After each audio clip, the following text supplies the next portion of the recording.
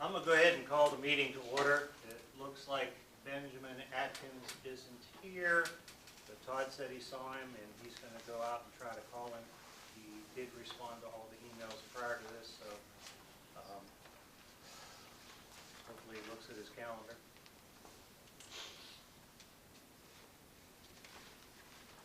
So calling the meeting to order, the first thing on the agenda is to approve the agenda. Or any changes there too.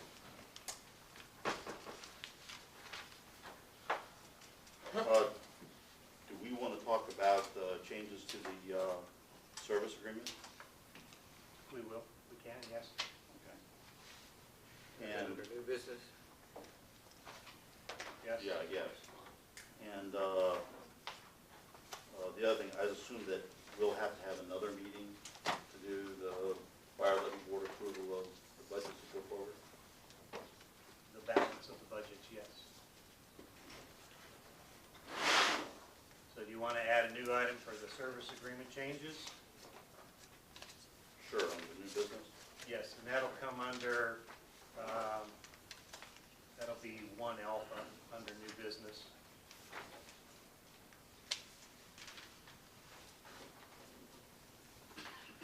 Anybody else have any additions? Ron? No. JB? Kim? No. Peter? Brian? Okay. So with that being the only changes, do we approve the agenda, and I'll entertain a motion for such? Motion to approve? Okay. Second? Motion to approve and seconded by Kim. All in favor say aye. Aye. Opposed, same sign. Agenda's approved. Minutes?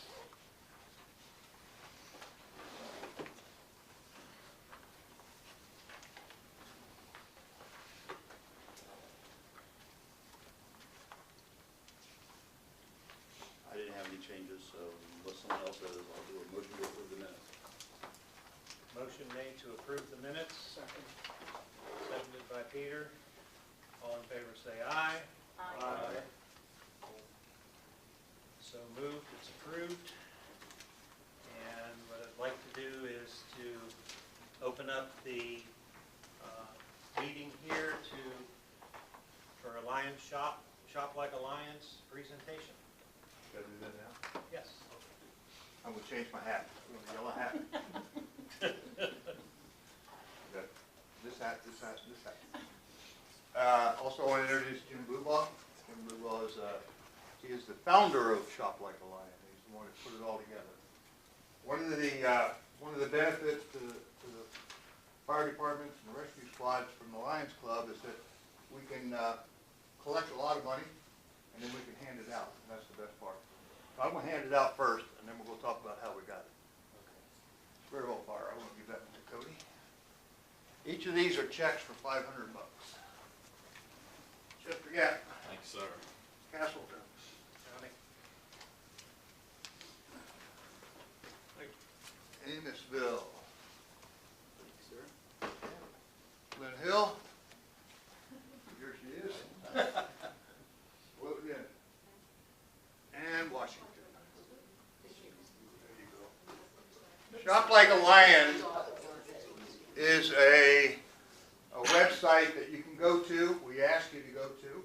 It's just shoplikealion.org, and it'll come up as a Lions Club website, but it will also have Looks like that. looks just like this. It's like a really boring website with the lion seal at the top. Okay.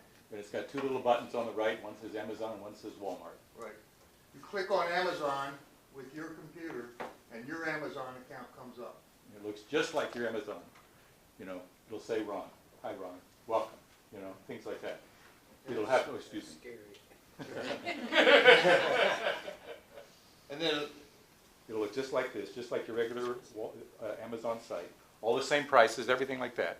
The difference is that Amazon thinks we're another store. And because we're another store, every time we refer a customer to them, they give us a commission. And the commission is 4%. That's not bad. The amount that, The part that you have to be aware of is that they'll say, do you want to participate in the Amazon Smile. Amazon Smile? And you say no. Amazon Smile is a charity program. So they take 1/2 of 1% of whatever you buy and give it to the charity you designate. And if you guys have a particular charity that you like Rawl or Headwaters or something like that, then God bless you and everything. But if you don't have one, this gives 4%. Smile gives 1/2 of 1%.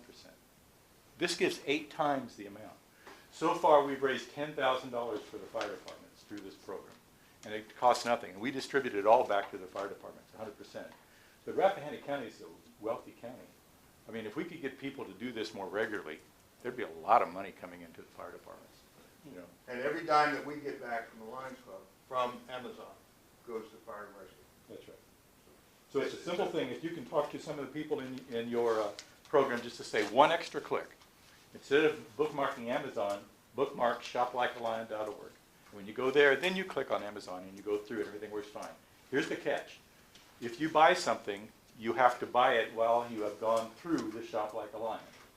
If you put it in your basket and come back later and go through the regular Amazon, we don't get any commission on it. They have to see that it comes through our store, so to speak, and goes to you guys. But it's a nice, easy, little, simple way to do it.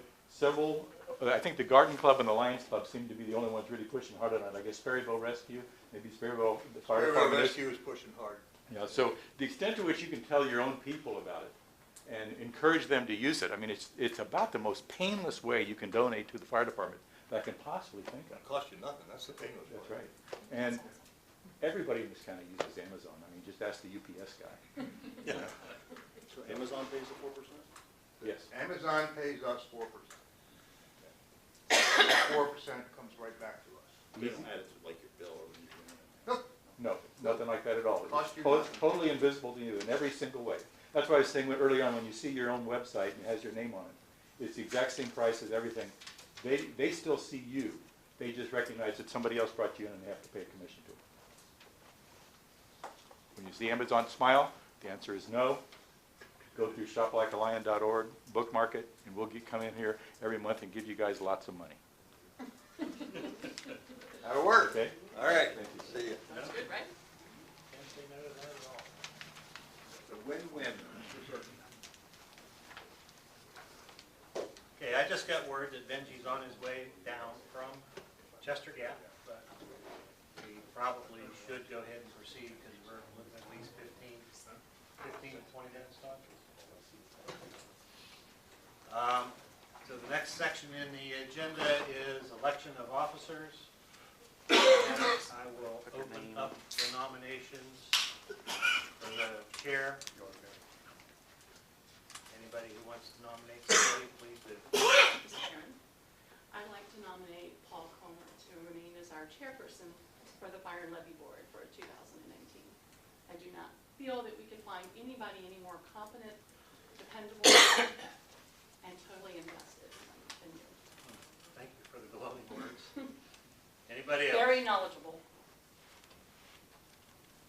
Any other nomination? I nominate Paige Blunney.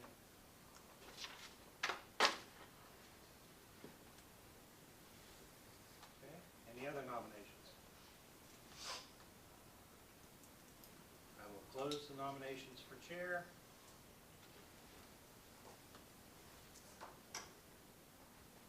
We can either vote on this, well, let's vote on it as one.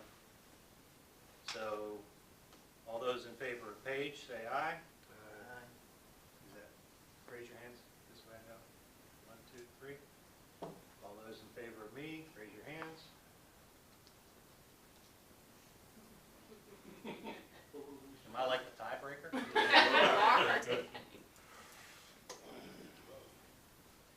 be good to have Benji here. I will break the tie with myself. Vice chair nominations. Anybody want to be nominated as vice chair? Paige Blunney, vice chair.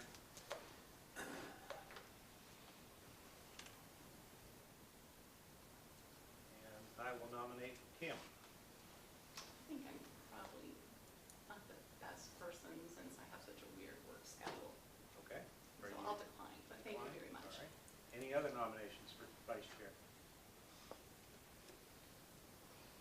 those in favor of page, say aye. Aye. Any nays? Okay. Next item is old business, which is the status of Fire and Rescue Association's strategic plan. Harold, the president of the association, is on travel. So I will give you a synopsis of where the association stands today.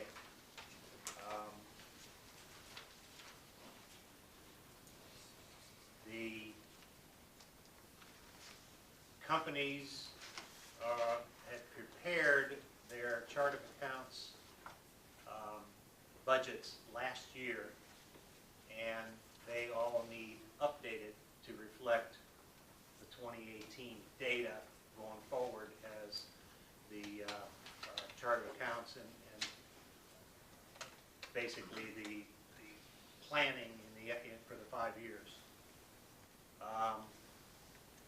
The budget projections, for example, in the association, is to be discussed on the 26th, I believe. 28th, I'm sorry, 28th. So that'll complete the association side, assuming that we have all of our data in to do that. And along with that, the strategic plan, which has been working, is now in draft mode, where we're taking the outlines and what has already been prepared, typed, and there's quite a bit done.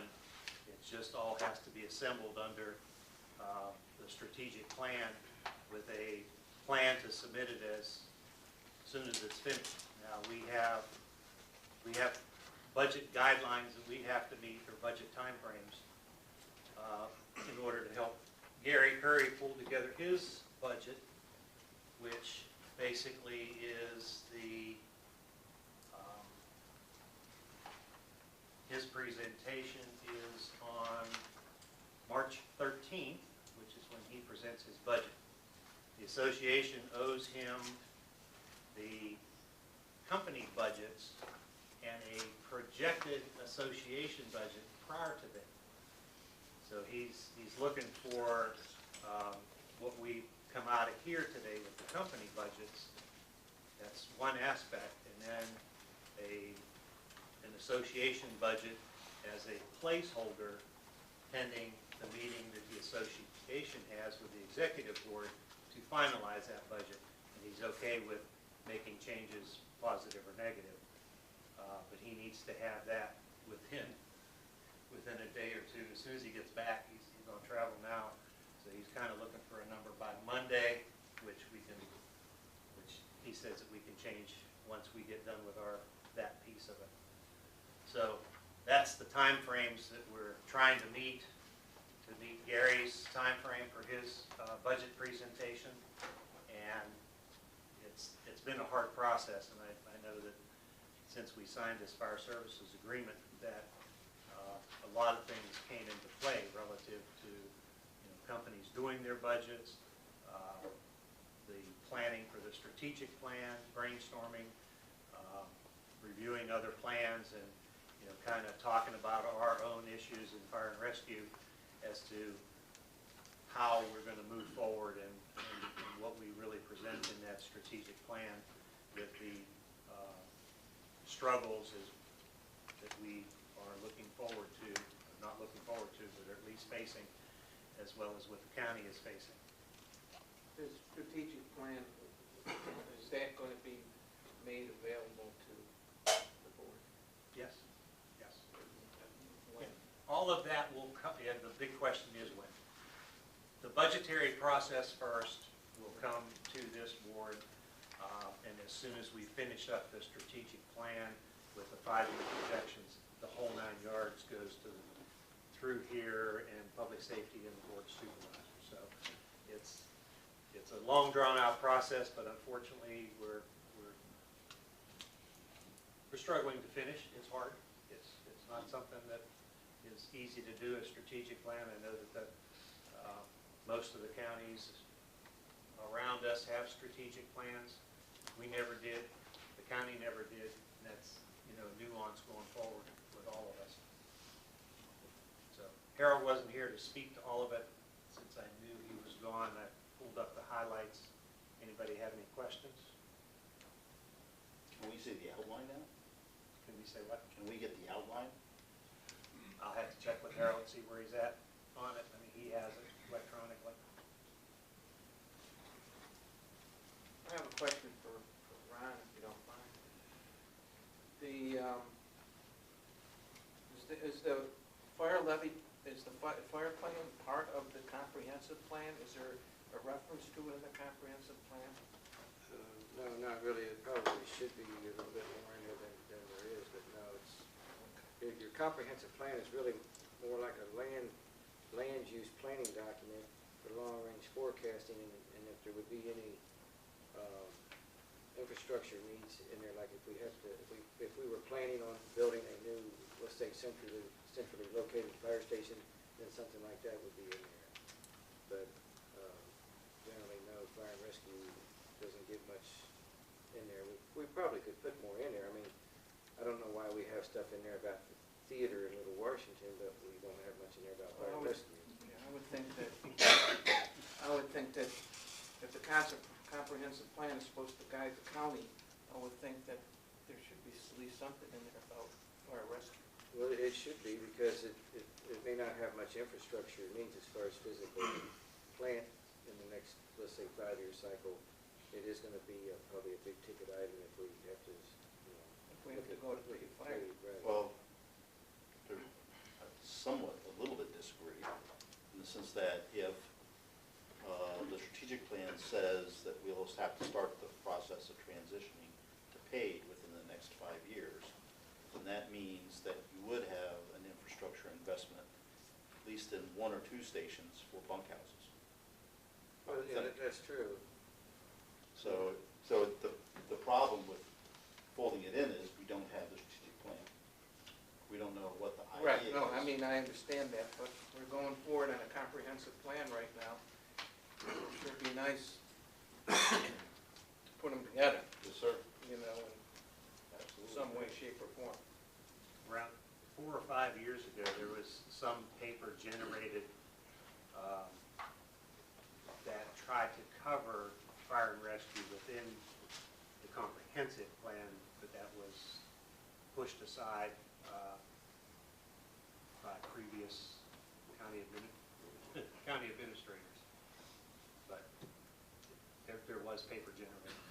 Well, I mean, I just think that that's something. Okay.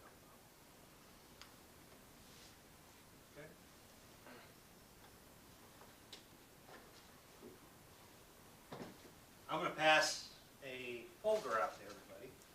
And what I'll do is, based on questions Paige had, Ron had,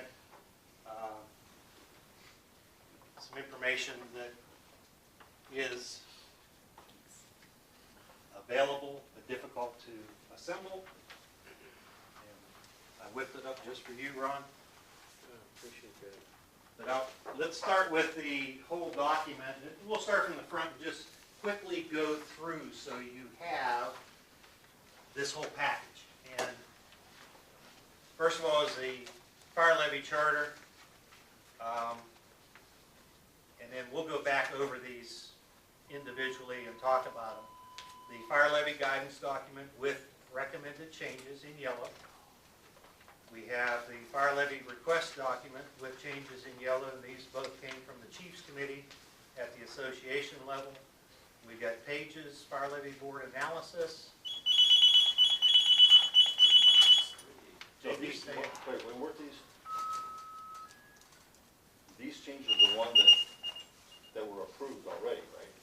No, those are changes that we found once bill submission for July through December came into play, and you recognize that you have duplication. Welcome, Mark. Well, let me do one thing real quick before we rattle through this. Paul Comar, this is Benjamin Atkins. Yes. Bryant Welch, Pete Stenner, Kim Bader-Kilby, Paige Glenny, J.B. Carter, Frazier from the Board of Supervisors. And what is yours?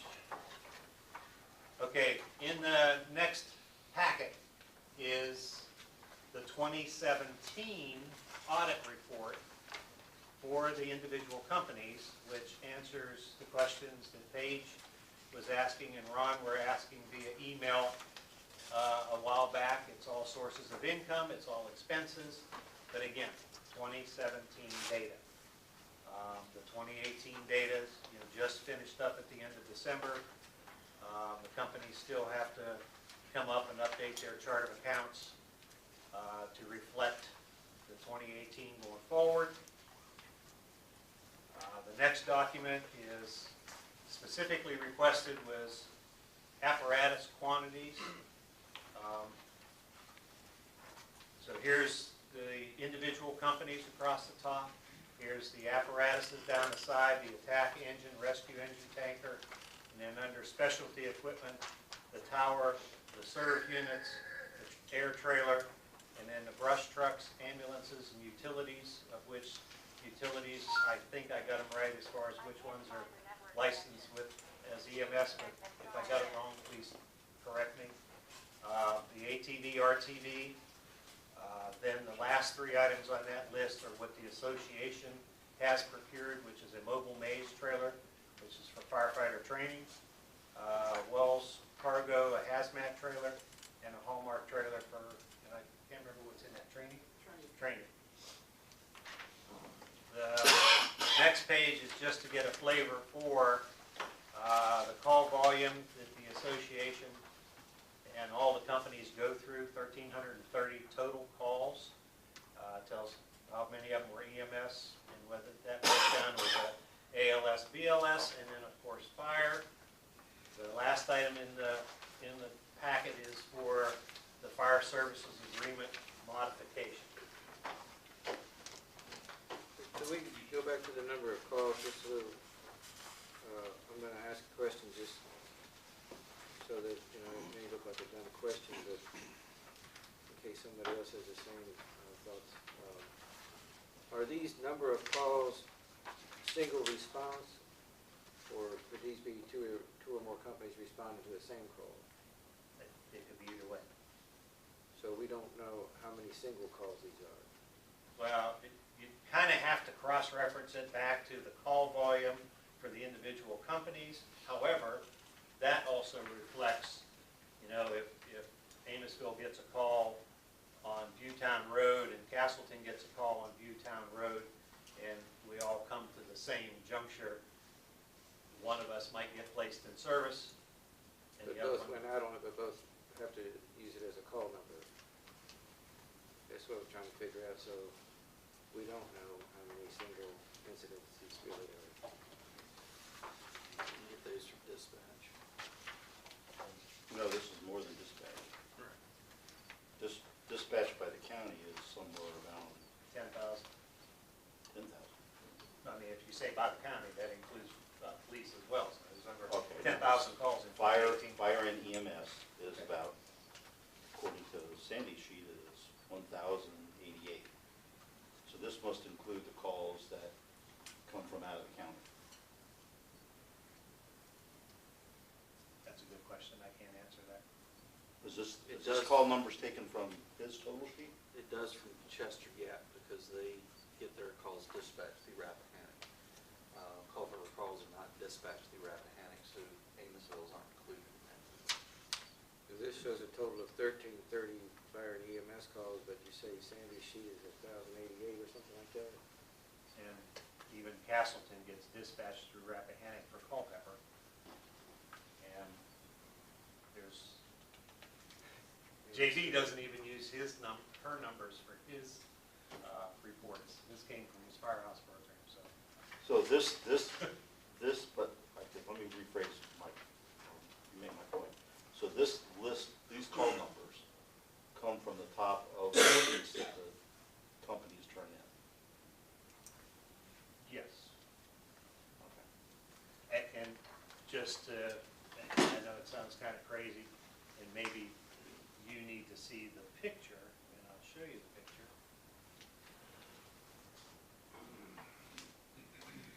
this is a sheet that is prepared by Sandy that takes the incoming documentation that the companies provide, breaks it down into the categories of ALS, BLS, and then puts a total on it. And then from that, reportedly, that goes into that spreadsheet. But I've never proofed this against that. It's a lot of data. Well, I understand that, but at some point the total should match, so I'm just asking where the difference comes from. Okay. I'd add, I mean, that's a question for Sandy. And when we get our new CAD system, the reporting, and correct me if I'm wrong, JB, but the reporting out of the new CAD system will take all the manual effort out of this. So we'll be able to push a button out of the CAD. Right now, all of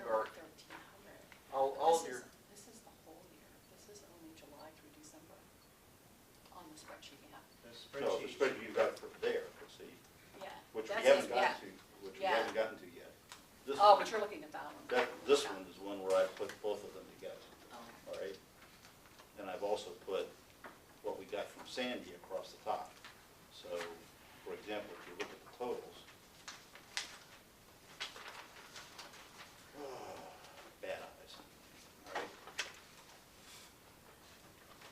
For the totals of what was dispatched at Sandy's two reports for all of 2018 is 2,300 and something. Total calls from what we've gotten in the fire levy reports, wherever these come from, is 2,748. I'm just trying to understand where the differences are. What isn't counted in one is counted in the other. Same person does both reports, so I can't. what you're looking at is an imperfect system because she takes the incidents that are generated from the dispatch center. So when they dispatch a call, an incident is generated. She compares that incident and she sends it out to each one of the companies to verify that they either responded to the call or they did not respond to the call. So that's why there was numbers differences between one report and the other. Some people don't report all their calls, or it takes 4 months for them to report their calls. So any discrepancies are sometimes 2 to 3 months behind. There's no single way of reporting. There's not been a cohesive set of data that everybody has sat down and said, this is what you need to do on this report, and this is what we're looking for. So everybody's getting the same thing. The reason you're getting 2,000 is because during the daytime, we dual dispatch every EMS call. So every EMS call during the day gets 2 companies on it. That's 2 calls. Or when we add all of our numbers up, if Amosville and Flint Hill go on the same call, on the same day to the same place, they generate an incident, we generate an incident. So when you look at the fire levy numbers, you're looking at that same call, both companies are now generating a report for that call. So it shows, that's why the numbers for each individual company is a response for that individual company, not an incident overall for the entire county. The entire county, I'd say, is around 1,000 incidents a year. But again, with the dual dispatching or on fire calls, you get multiple companies, anywhere from 3 to 5 companies on a structure fire. So, But if you have 5 companies in structure, are there 5 dispatches? Or is it one dispatch to multiple? it's companies? one incident number. One incident number, but multiple dispatches. Right. So the dispatch should match the call if the data was of the same time frame. Right, but you're comparing apples and oranges because the data the only reason that the county is even sending these out to the county, the individual companies, is because we had false reporting before from companies that were not responding on calls and they didn't want the percentages to look bad. So then the county started instituting, you're gonna verify that you responded on this call and whether it was in your first due or second due. The new CAD system that we're gonna get will generate all those reports so that it leaves out that manual process. Because even when calls are disputed, they have to go back and listen to the video or the audio tape to see if the company actually responded on the call or not. So it's an imperfect system. Our data is trash, to say the least, because garbage in, garbage out, and that's what we're getting. Because there is no accurate way of collecting the data that you're looking for. Because right now, it's a human perspective. When you dispatch a structure fire and you're expected to get an engine out and you respond with one person in a utility, you get the same credit as somebody who responded with an engine, a tanker, and another piece. Well, she's got that as respond. I thought the respond in her report meant that you showed up with the required stuff. And the It assistant. said you got one unit out. Okay, that was my misunderstanding. No. So that means you got one It unit. never says it was an adequate response. It just says that you got a unit out. If you respond in an engine with one person, that engine gets a response. Because they have no idea how many people were on that engine. All you know is that engine responded. All right, I think I understand. So we don't have any true data. Our CAD system could be able to generate true data, but we haven't purchased it yet. And I mean, I know our data looks good on responses, but we're in worse shape than we actually are showing everybody. Okay, all right.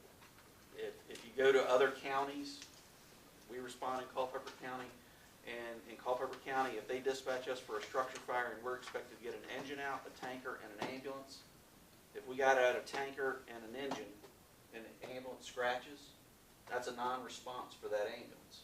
And it would show in their report that you didn't get out on that call with the proper units. You got out 2 units, but you didn't get out the 3rd unit you were supposed to get out in your first day. Okay. Versus now, in Rappahannock County, on that same structure fire, if I responded, my engine, tanker, and ambulance were due.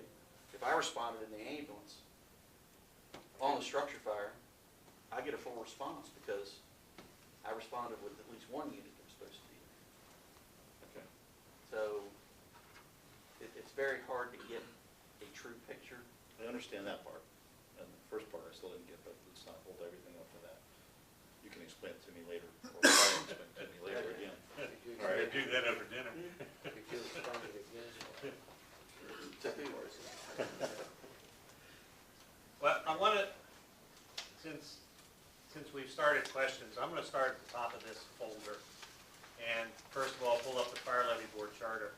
And, you know, one of the things this charter says is the Fire Levy Board shall review all reports of expenditures submitted by fire and rescue companies, not less than twice annually, for the purposes of determining eligible expenses from which to base their budget recommendations to the board. And that is kind of the primary thing why we're here tonight, and there's a bunch of other stuff on top of that. Since it's under new business, under the fire levy guideline recommendations, this one says from the Chiefs Committee, that would be the fire levy guidance and the fire levy request documents, okay? Basically, the chiefs, during their review process of the bill submission documents, which you had up on board docs or in your notebooks or whatever, they saw a couple of things that kind of duplicated and became confusing, and they wanted to just kind of slightly tweak them. So under the fire levy guidance, we have a repairs and maintenance, but then as you look further down, it says periodic maintenance, specific repairs, which we felt those were adequate so that you just delete that one line called repairs and maintenance. We think it's a title, okay? A title for what's underneath it, even though it's under facilities. The supplies, which are listed there, don't mind me, I need to put my glasses on. To your point, Paul, is the very first originator of this spreadsheet? Yes. Yes, it was, the repairs and maintenance was to be a subtitle like facilities, administration, and communication. Okay. All right. And given that it came out the way it did, and we didn't catch it in the approval process, we need to just bring it back and show it. So basically, the repairs and maintenance and the supplies is scratched because it's covered under other things. Now, under the apparatus repair, in category B, we're showing apparatus repair and supplies. We want to delete the supplies, or at least the chiefs wanted to delete the supplies. And technician maintenance, which is major repairs, periodic service, and items itemized by vehicle. And that maintenance has always been covered with the apparatus repairs in detail, usually with what piece of equipment it went to. And that's the only two changes to that document, which then drives the changes to the bill submission document to cover the same areas, other than the heading changes to get rid of annual allocation, unencumbered, and the percent to be funded, which is right at the top. So the chiefs were recommending that change. If you want to see fit to approve it.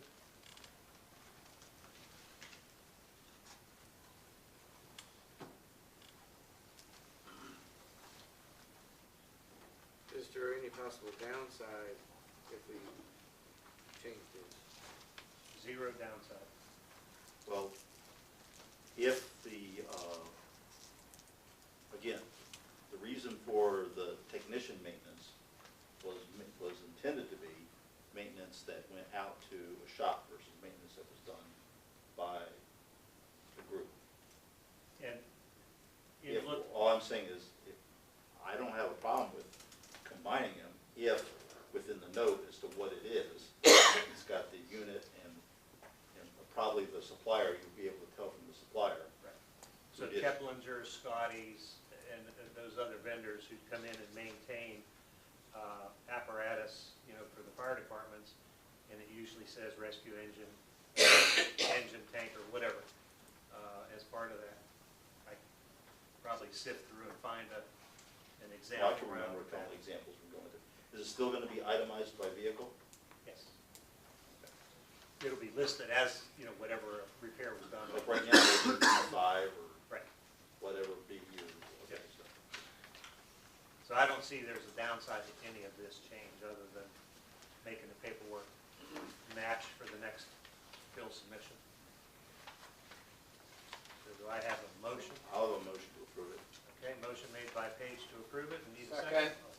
Second from Peter Stenner. All in favor, say aye. All right. Okay. Paige, your report's up next, if you want to explain. All right. I'll use the one you have, even though,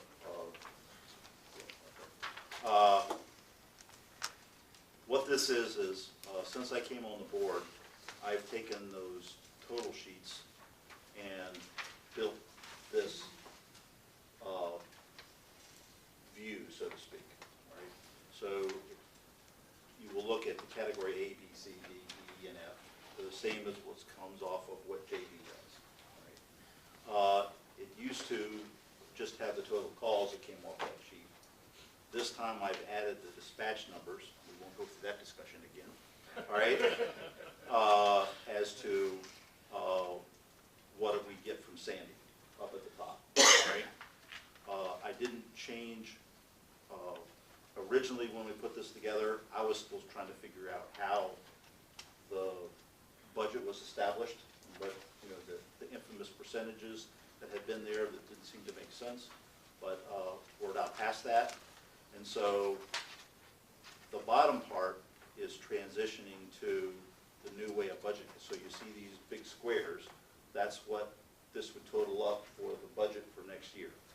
So easier to point the one down here at the bottom, all right? That's based on what was submitted, assuming there's no changes. That would be the budget number for operational expenses. and then I just did some percentage analysis, and I just wanted to point out a couple of things. I made the assumption, again, bad, maybe good, maybe bad, that knowing that 3 and 9 had a lot of calls out of the county, all right?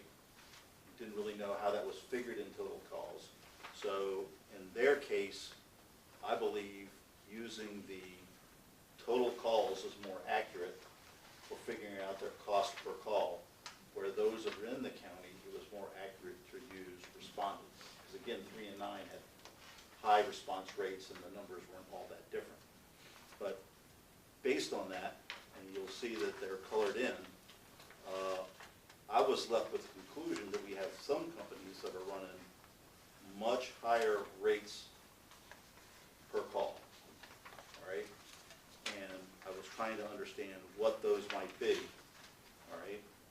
And I would like to get some expert advice as to why that is. Why is burial fire at over $600 a call when Sperryville Rescue is below 200?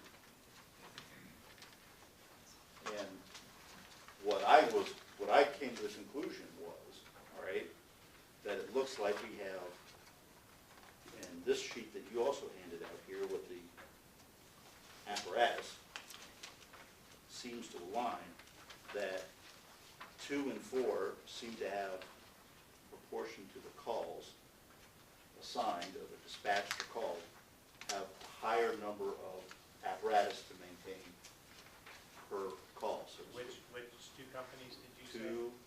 2 and 5. There you go. 2 and 5, thank you. And then 4 and 5 seem to take a penalty because of their response rates. All right, because I mean they don't respond as a higher percentage as the others. I'm not saying that's good or bad. I'm just saying what. But it does. The question is that the reason why that? And the other point that you see over time is those same trends have been there since 2015. So company 2 has been running much higher expenses for, think of it as you're a customer. They're charging a lot more than per call than the other service providers in the county. There may be a good, legitimate reason for that. All right, I have no idea what it is. If one of the 5 companies that are dual fire and EMS, when they get toned out for an auto accident, they can respond in multiple apparatus. Doesn't matter, they're still responding. But they only get credit for 1 call. Okay? If Sperryville Fire and Sperryville Rescue get called out for the auto accident right there on 211 at the intersection of Main Street, they each get credit for a call. Okay? And then when you're tying cost per call, obviously the amount of apparatus, and I just noticed that all these totals down here at the bottom are messed up, but for the apparatus, when you look at the equipment that's available for each of those companies, 2 ambulances and a utility at Sperryville Rescue, TAC engine, rescue engine tanker, a tower, brush trucks, utilities, ATVs, RTVs. There's more equipment. Amosville has more equipment than almost as much as Chester get, or a little bit less, slightly, whichever. But differences in equipment make up differences in cost. That's what I'm saying. So for example, company 1, which compared to everyone else seems to be real frugal with how much equipment they have, and their cost per call is way down and their number of calls is way high. And their response is way high, which is good. Can we all be like company 1? No. I have the same question.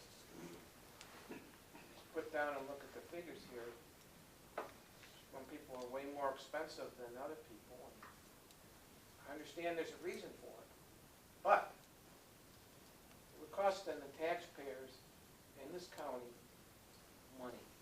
And I think we have to be responsible to the taxpayers to make sure that every dollar that they put in is used wisely. And I agree with Paige. I mean, I think this is something we need. I do simple math. I'm not the smartest person in the whole world. But I see somebody's budget, I see how many calls they go on, and I divide it out like you did.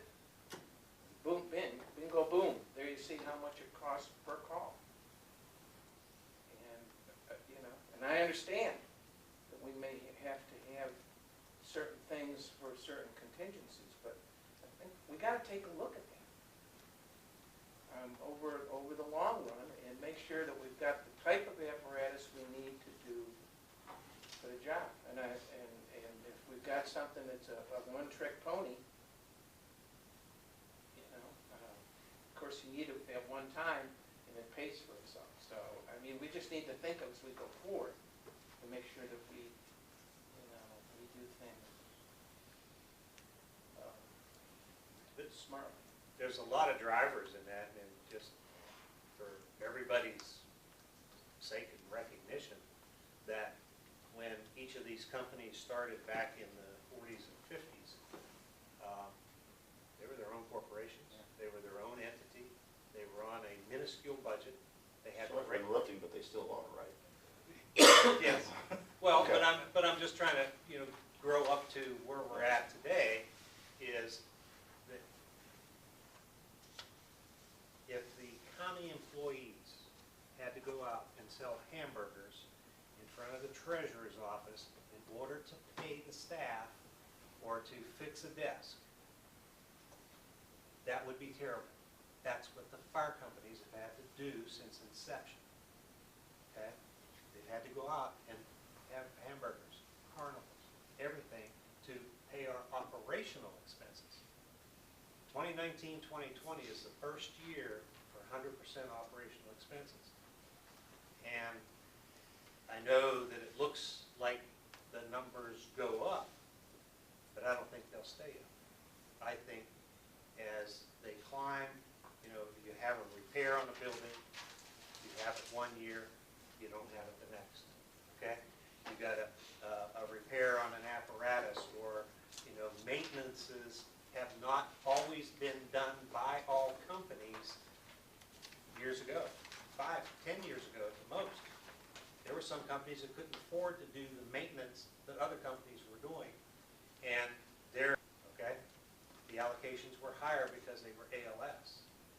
Now the ambulances are getting so similar that an ALS ambulance with the size, you'll spend some more money there, but a lot of the equipment that you had to buy for ALS back then is now on BLS units.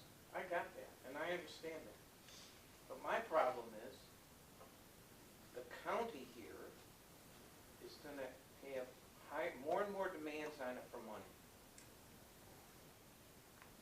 School, we're going to have demands. We're just going to have, infrastructure. We're going to have more and more demands for it. And where's the money going to come from? You're going to keep on raising taxes for the taxpayers?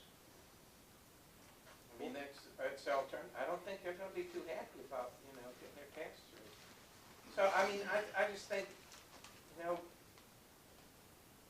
understand, but, we've got to think about the future and what we can do and how we can do it the best. And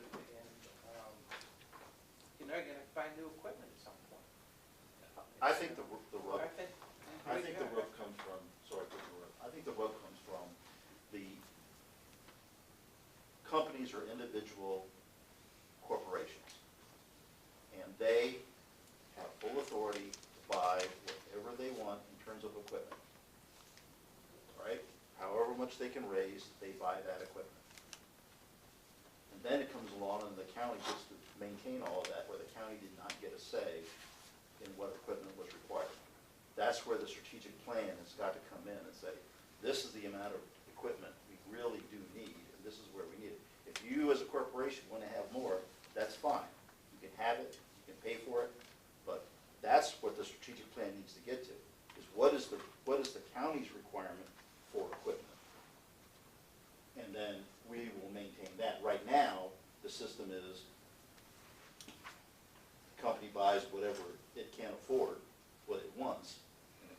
stuck with the bill, whether it's being utilized. I mean, you look at this, how many of these vehicles get out and how often? That should be part of that strategic plan analysis. How often does, everyone likes to pick on your ladder truck, not me, but everyone likes to pick on you. So how often does that ladder truck go to an operational fire? And I understand that there may be that one fire where we really need it, all right? But that should be an upfront decision made of whether or not we're gonna do that. That's all I'm trying to say. And that's where the gut comes from. Yeah, I don't disagree with that. I mean, I was trying to give the background enough, to understand where we're at. How do we get to where everybody thinks we need to be is another story. That's something that's gonna be a hard thing to cover. I use probably Castleton's Serv 5 unit, which is overgrown brush truck with a lot of capabilities and has been utilized in water rescues, something we didn't have in this county until that got put in play. But, the original intention of the 2 Army trucks coming into the county, one was supposed to do some of that. But while we're just sitting there, that was a decision made by an individual with Doesn't matter. I'm sorry? It doesn't matter. Yeah, Who it made the really does, decision. because the taxpayers paid for it, and nobody got a say in that. Nobody even knew it was happening. That's a subject that's already in the newspaper. Let that newspaper follow through No, whatever it is. those two different, that's the way it was done. I'm talking about why it was done. We had no say in it, and we should have had some discussions about that. I don't disagree with you, Ron. However that comes out and falls out, it doesn't matter to me. But there's two different discussions. It is totally 2 different discussions. The fact that they were purchased is what Paige is talking about. The way that they were done is the investigation. Understand? That's totally two different total things. But it was a vehicle that could be used. But let's But take, there's no plan for it. let's take yours, all right? You've gotten it fixed, it's got a whole lot of capability. The question is, from a county standpoint, how many do we need and where should they be? So that's, does every station have to have one? No. So how are we gonna deploy those things? How many do we need? What's our, that's the decision. They're like rescue engines, and the way they did rescue engine was 3 strategics, okay? Do they need 3 servs? No, not really. But my point is, Yes. that answer should come out in the strategic plan. That's what should come out. How many do we need of these things? We need 1 ladder truck, 1 serve, 3 of these, 6 of those, and 21 of those. I don't know. Whatever it is, that's the answer that we should get to, right? And then we figure out what assets we already have, what their service life is, and then we figure out a capital investment plan, if we need one. All right? But Yes. Need one, and what type of capital investment? Right. So please don't interpret out there in the crowd that I'm shooting at anyone in particular. I'm just looking at the data and saying, we need to think through this logic as to what is the right thing as for the taxpayer. What's the taxpayer, what should the taxpayer pay? Get back to a couple of things with the cost per call or cost per call of department. Most of your operational costs are things that are gonna be generated year in, year out. There's not gonna be much change, especially in your building maintenance. That has nothing to do with the number of calls. But if you run fewer calls, you're gonna have a higher cost per call ratio. Right. Castleton has a higher cost per call ratio mainly because they're in the most rural part of Rappahannock County that has a fire department and rescue squad. So their first new call volume is not that high because they don't have that much population. Sperryville Fire Department, because it is a fire department only, the only time they go out the door is for a motor vehicle accident or a fire. If it doesn't involve fire or motor vehicle accident, they don't go out the door. They don't do EMS assist. So fires are very low volume calls. Only and- 20%. Right.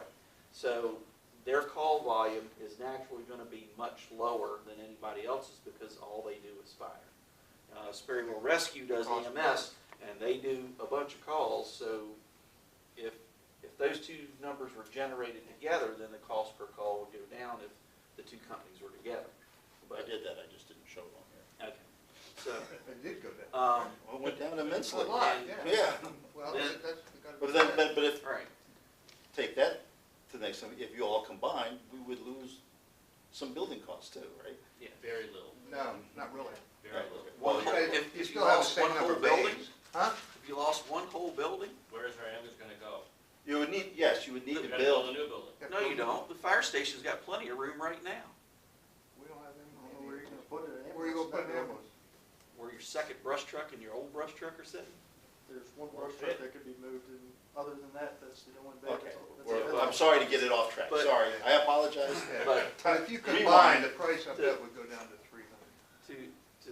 To speak to the increase in money, just remember that on average, the volunteer fire and rescue companies in this county have been picking up anywhere between $100,000 and $140,000 a year in operational costs alone that the county has not been paying. Every year we've been, the least amount was $110,000 that we had to do fundraising for just to put fuel in the vehicles, supplies, and do maintenance. To back your point up, if you look at this sheet, you will see that the 200,000+ more that you're gonna be asking for has been there in the cost expenses for a long time. So, you know, it's not really a cost increase, it's just paying what's supposed to be paid. Sorry. Right. And again, I applaud the county for stepping up with the strategic plan, or with the fire services agreement, saying they were gonna pay 100% of our operation. On capital items, the amount of money that each company gets for capital outlay every year doesn't even pay the expense on a pickup truck. So, again, when we go and buy a $500,000 fire truck, none of that money comes from the county. It comes from all our fundraising efforts. I understand that, but where's the money gonna come from to make up that difference? It's gonna come from the county taxpayers. And how's the county gonna get that? Well, I've got an even bigger surprise for you. When you staff your first fire station, $1.2 million I mean, I just fully in understand that's that. just personnel costs, and you're still gonna have to pay the volunteer departments to stay in business. But I guess my question is, who's gonna pay? The county taxpayers are gonna have to step up. Well, let me, If they want the service, they're going to have to step up. look out here in the audience. We have one young person. Hey, Hey, in your mind, maybe you're young, okay? My point is, our volunteers are aging very quickly, and that's what the strategic plan's got to address as well. I mean, to answer your question is, the fire budget for this county is going up. The question is, at what rate does it go up? That's the issue, and you're right. Well, I can just tell you, you're gonna have a hard time selling that. Oh, yeah, I absolutely agree. You're gonna have a hard time I selling absolutely it. agree. to But everyone here's in the other, January. here's the other thing to keep in mind, that I learned not too long ago, that when you had that last meeting, it was in here, and you had the people from the state certification. The county can set what the response rate is, the state doesn't do it. So the county could say, no, I'm not giving any more money, cut your response. And what are the people gonna say about that when EMS doesn't show up for 2 hours? And one more thing, if you were See, I to, can argue both sides of this. let's say you were to plop a station right at 522 and 211, okay? One gigantic station, whatever it costs to build it, whatever it costs to put the equipment in it, and whatever it costs to put the staffing in. Since that fire station might be greater than 5 miles from your house, Well, I know your taxes are going, your fire insurance is your going. fire insurance is Oh, I got going that. Crazy. I mean, But, I so the question understand is, that. do you I want to got pay it. $500 more in your fire insurance, or would you rather just donate the $500 to the county to pay for fire and rescue? I don't say it balances, I'm just saying there's Yeah. other factors Well, to I mean, I consider. think the county has to take a look at this, now, to the point that our board of supervisor person at the other end, try to generate more revenue in the county. Not through taxes, but through other sources. So, I mean, we're in a conundrum. Now we're back to the comp plan. We're in a conundrum. Yes, Not we to are. get us off We're in a base, conundrum did you here. see how many people were screaming about the post office maybe moving out of town to the commercial district where it was planned for businesses like that to go? I mean, the county has just got a lot of decisions to make. No, it will generate money if they do it with a lease agreement. It would actually generate taxes. The one in Amosville is owned by the Postal Service. Sorry to get off track, Yeah, but the Postal Service owns that, they don't pay any taxes. The federal government doesn't pay any taxes. I want you to look at that document, They lease the building, bottom they will. left side.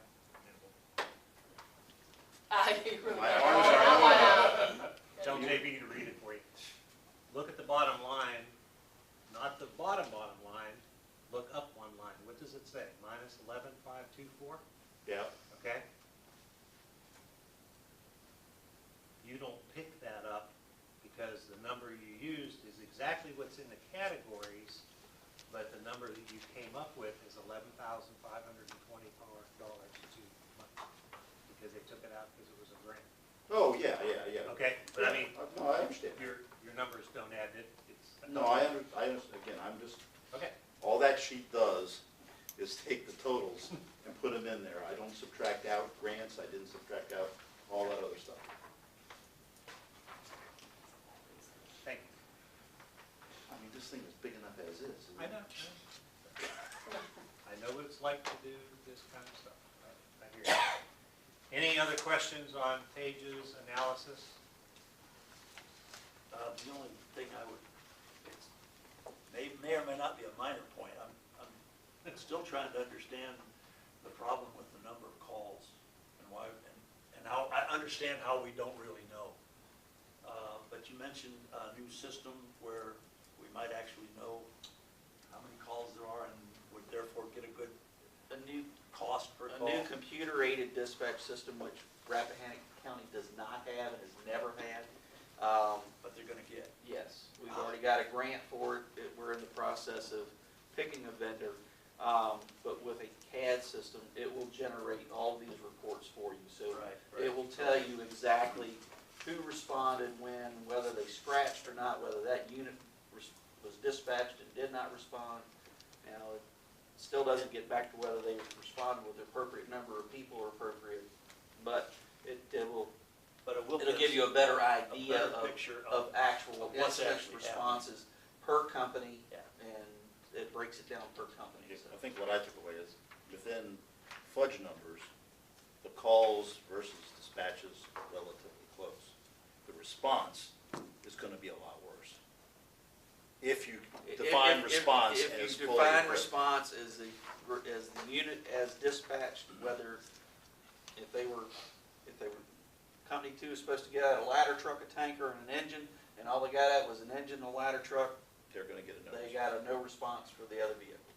So, and that, it would show those true numbers of what we're actually responding with. So, Right. Which is gonna be your sales pitch for the increased budget. At least we know better what we're actually paying for. Yes. Okay, good. But all this conversation is necessary so that we can get to the bottom line of what we recommend to the Board of Supervisors. I mean, eventually, that's what we're supposed to do here, is make a recommendation for the budget You disbursement. have a lot of study time that has to be done too, because, the amount of effort going in to do that fire analysis, we had a company come in, whether anybody agrees they did something right or wrong, but in JLN's report, they didn't recommend anything going away. Matter of fact, they called for some additional things, so I think you need to find somebody who's gonna study that, and then, the fire and rescue and the companies all have to figure out how they're gonna do that. But It's a we lot. do have one advantage. We're like the last county in Virginia to go through this. You'd think we'd be able to get some lessons learned from other places. Yeah, and there's. Like, we don't want to do what Warren did. All right? We can throw them off the list right now, right? Add Culpeper to that list. Well, I'm sure there's Other plenty pretty sure more people messed it up than got it right. I don't think the Gloucester's way is the way to go either, but that's. I agree with that, I actually agree with you on that one, Walt. That's one for the week. The Nice next, split. the next packet of stapled papers is informational only.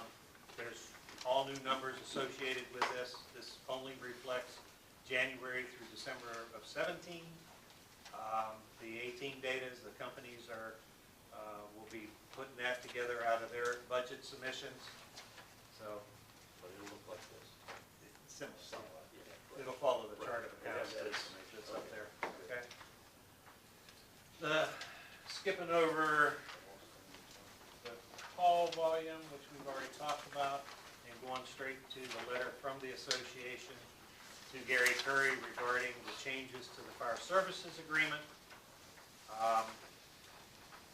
Skipping back to page 2, the top part is paragraph 42 of the fire services agreement, which is exactly as written in the fully executed fire services agreement.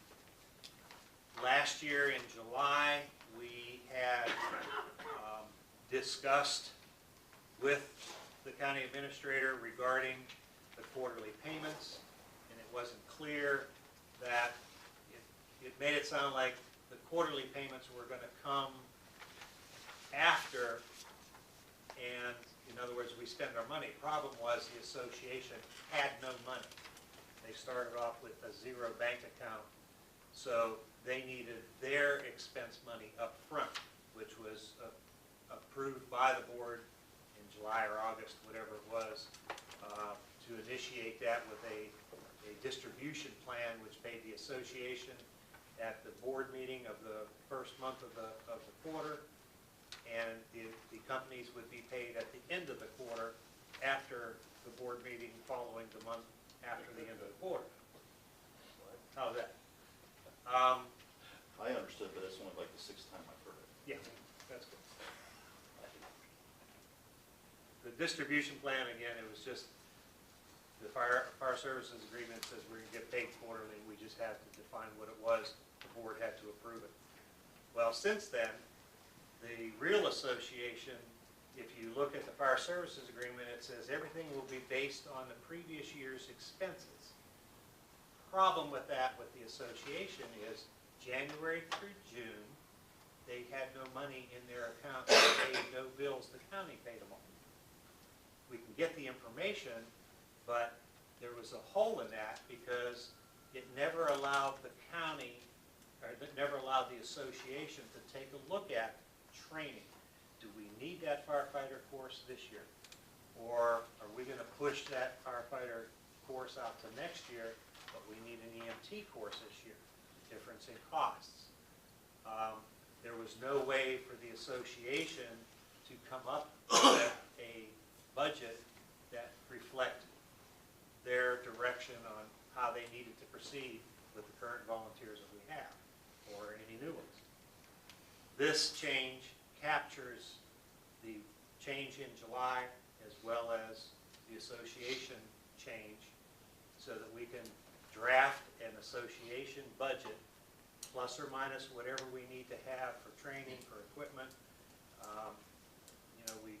We maintain little trailers and whatnot, and we've always accounted for $500 here or whatever.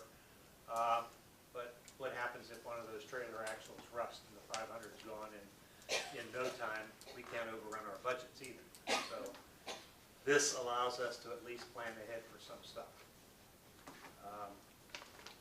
Gary agreed with this because he knew that the philosophy was slightly flawed in paragraph 42. He asked us for this change. The association voted on it, went through the chiefs in the association, and was forwarded by Harold Bebow, the president of the association, for approval. And this has already gone to, and I believe it'll be on the board docs for the board supervisors meeting. Comment? Sure. I understand and I really don't have a problem with it, but the devil's in the details. So looking at the association budget, the problem I see is, and again, this is a good opportunity to start a new budgeting process, all right? I think the apparatus payment should be taken out of the association budget and handled through the company's budgets.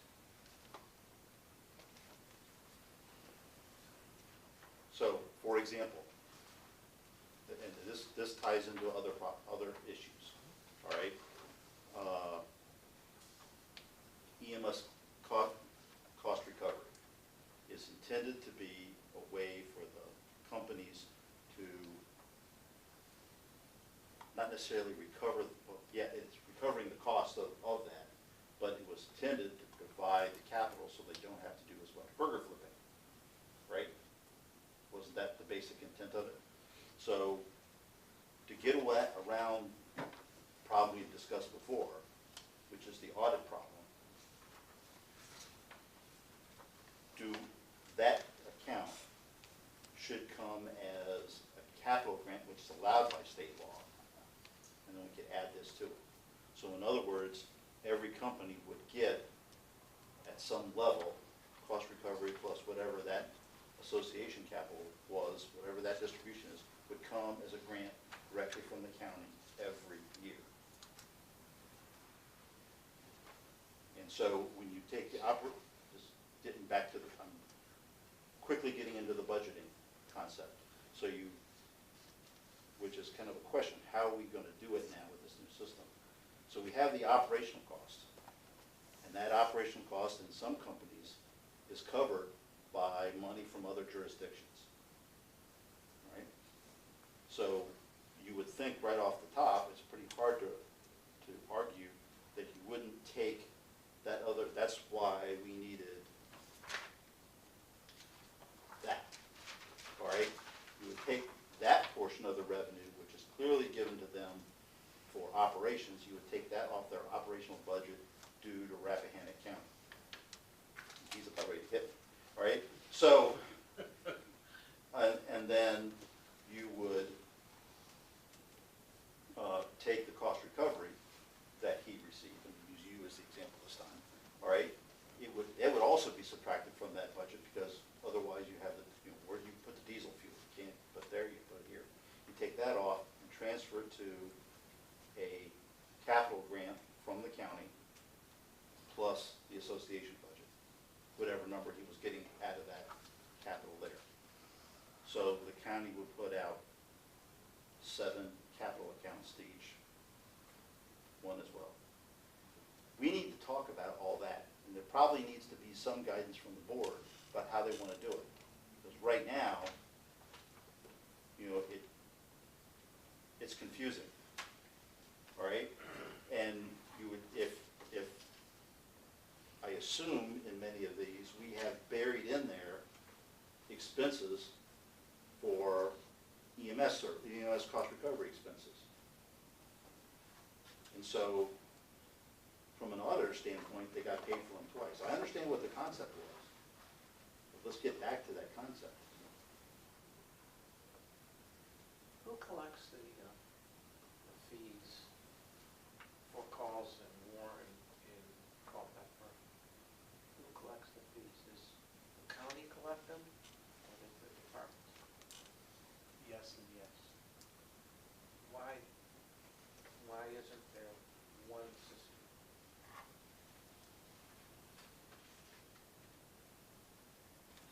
Too much history in it, but it got to be a split system.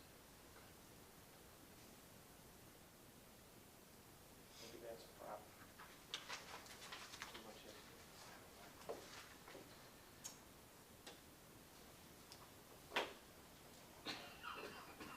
Still my turn?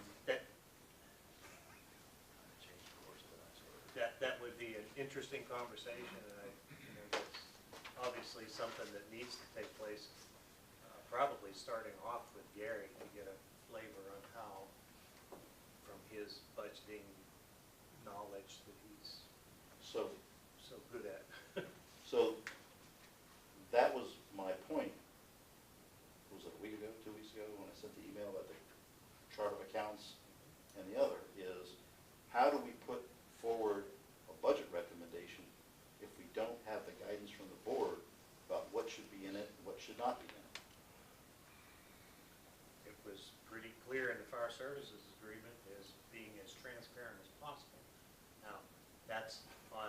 submission side that we have to put through. The guidance coming from the board is obviously something that needs to occur, but I don't even, So my brain is, you know how that goes boom when the dust comes out? you're kind of saying that because the service agreement says 100% of operational cost, we ignore those other issues and turn that amount in? I didn't say ignore anything. Oh, I just, you know what I meant. yes. We turn in 100% operational, let them figure out what to do about it. I mean, you could come up with a recommendation, but I think, like I said, the whole concept that you're referring to is a dynamic change Oh, yeah. in everybody's business model here of the 7 companies that are sitting here. I mean, it's a dynamic model change. Same with apparatus, it's a dynamic model change. Does any of it need to be done? Probably, yeah. I wouldn't disagree with that at all. I mean, there's always changes that can be made, but it's pretty dynamic, not something you're gonna do in 3 or 4 months. On the cost recovery aspect of it, the money we get from our patients we transport from Culpeper County, we have a memorandum of understanding with Culpeper County that allows us to bill their patients only for that money to be used for capital expenditures only. It does not go towards operations. All monies that Culpeper collects for their EMS cost recovery goes for capital expenditures. It does not get hoisted back into operations before any, it goes back only for capital items for their CIP monies.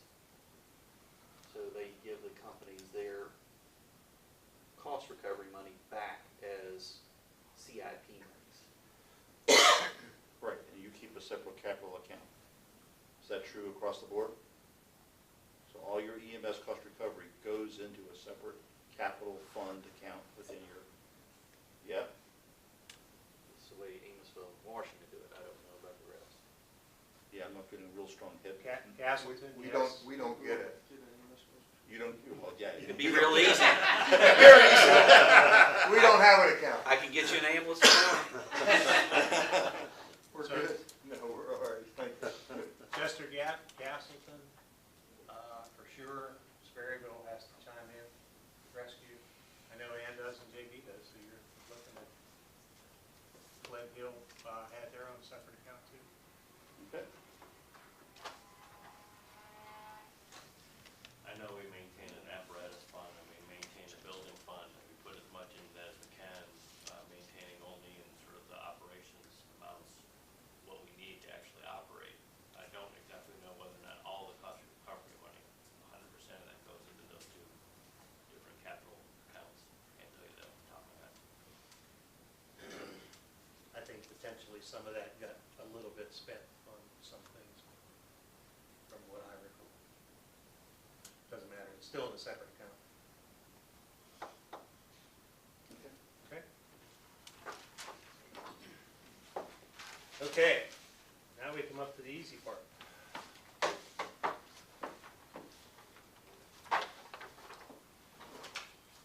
Is this approved? Do we get a vote to approve it? No, the cover sheet here that The you got, changes. well, we're still there if you You would. got forward. If you would, Sure. the last comment at the bottom, the abbreviated signature requirement. I personally am opposed to it. I don't know how much other support you're gonna have with the board right now. I'm not speaking for them, but I personally, I don't like it.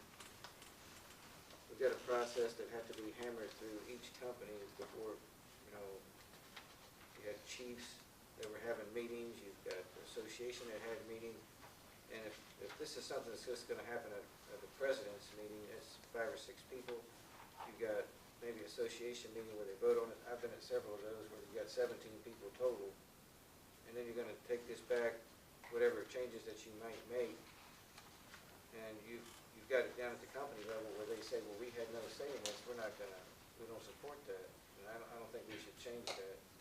Well, you have a contract with all of the companies. Each company, and You can't have one of the contractees sign off for 7 of the others, is your point. But you you've got a company that may have, let's just say, you know, make up numbers just to get along, you got 30 members at a company that voted, a majority of those voted to approve a change or to ratify the contract to start with, and now we're gonna have one person show up at a meeting and make these changes, and I can't support that. No, it's, let me say there, it's not appropriate procurement law for a contract that was signed by 8, 9 entities to be able to change by only 2 of them. That's the problem you're talking about, right? Yeah, basically.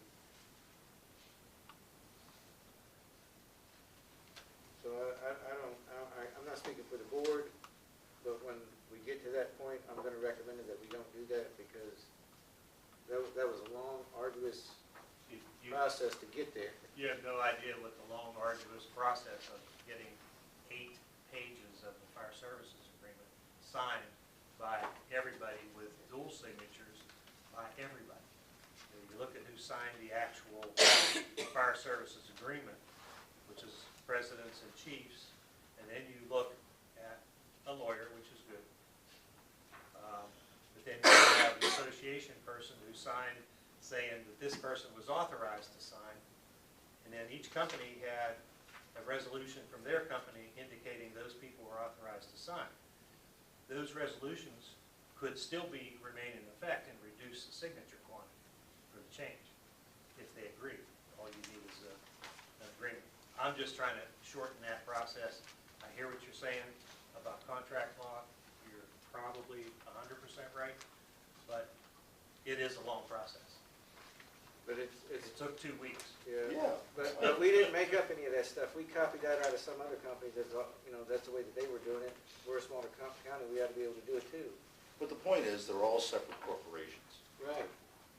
And unless they are giving away their authority to another corporation, you know, that's their decision. If they want to do that, they can do that. But that has to be signed by all of them. Well, that didn't work with the Indians, you know. It was only agreed by the Indians that showed up, and then the federal government didn't honor their end of it, so I don't know if we want to go back and try and redo all that. I'm just telling you right now, I'm going to recommend that we don't do that. That's fine. That may not have any bearing on what they decide, but that's my place, so I don't want to surprise you when we get there. Does the fire levy board have to vote on this at all? Not really, it's information. The fire levy board did We're not a vote on signatory. the original change. Huh? We're not a signatory to the, No, but we're all in the same room here together, and I just thought I'd throw that out there. If you want to throw it in the minutes, that if you want to hold a vote on it, we can vote on it. I'm okay with that. But it's just a recommendation. We don't have any authority to do anything with this board, but, I mean, that's up to the rest of the members. I'm just telling you what my play is on it. Do you want to make a motion to have it as a recommendation not to approve that last sentence or two? I certainly can put that forward if it's not out of order. I don't think it's out of order. I'll put it forward as a motion that we recommend that the board not approve this final change. It's in the letter, bottom of the oh, letter. yeah, it's in the cover letter, down at Just the bottom sentence of the cover the letter? bottom paragraph. The whole paragraph or just part of it? No, it's basically the whole It's paragraph. the whole paragraph. The whole change? 3 sentences or whatever it is, 2 No, sentences. the whole paragraph on the cover letter. Oh, This I'm last sorry. paragraph here. So you, It just says what the signature I'm is. sorry, okay, I got you now. And I will second that motion. Okay, we have a motion and a second to recommend that the last paragraph of the request letter not be recommended by the fire levy board. Okay. Or that we are recommending that the signature process be followed, is that what we're saying?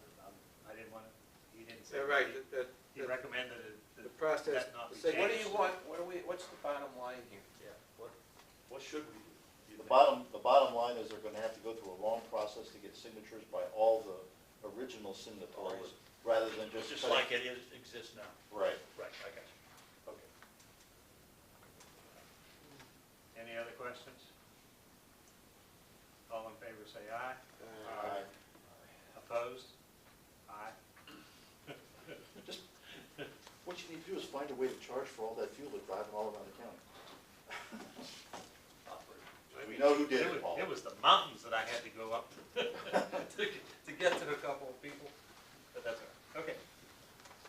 All right, our main crux of why we are here is obviously to approve the fire levy bill submission documents that we have here.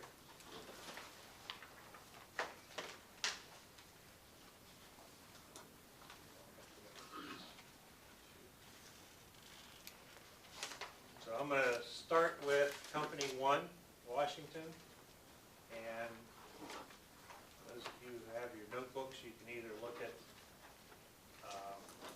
the synopsized version of the bill submission for Company 1, or you can look at the individual bills. If you have any questions, the companies are here with their notebooks. If you want to see an invoice. Before we go there, can I help JB with some typos that I found? On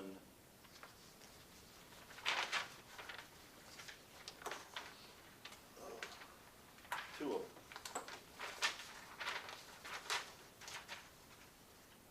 That was a different number, I think it was like 505. All right. Which one are you referring to? So It's in Company 3, Category E. Lodging. The number was different than what it was in the detail sheet, and it affected the total. It's a relatively small change, it's like 50. What is the change? From 578.36 to what? To, hold on. To 550.80. 550.80? Yeah. And the total was should be 1983.29.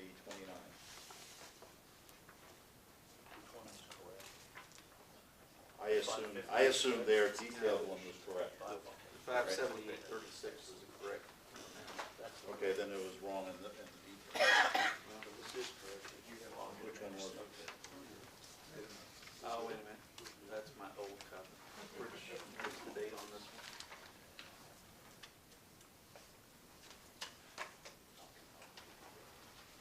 Yes, that's the correct one.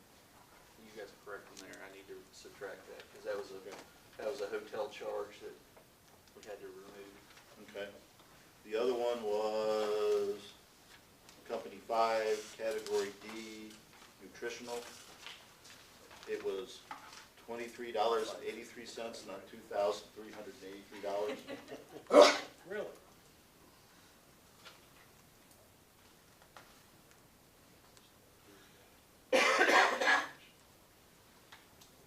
Mine's got $23. Yeah, that's what I thought. I really didn't think you bought $2,000 worth of water, right? Yeah, look right here. But the total is, but that was just on that one, the total was right. And that was it.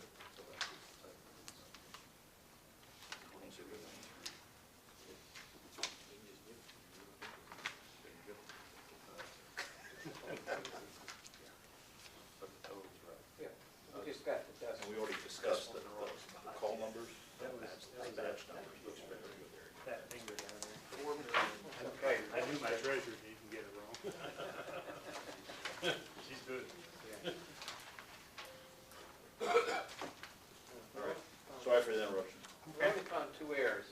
That's pretty good. So. Bravo Zulu to everybody who put these things together, because this is an accident waiting to happen. And it's commended for not fingering too much. Just to recognize, and you're absolutely correct with the Bravo Zulu to those folks who do put this together.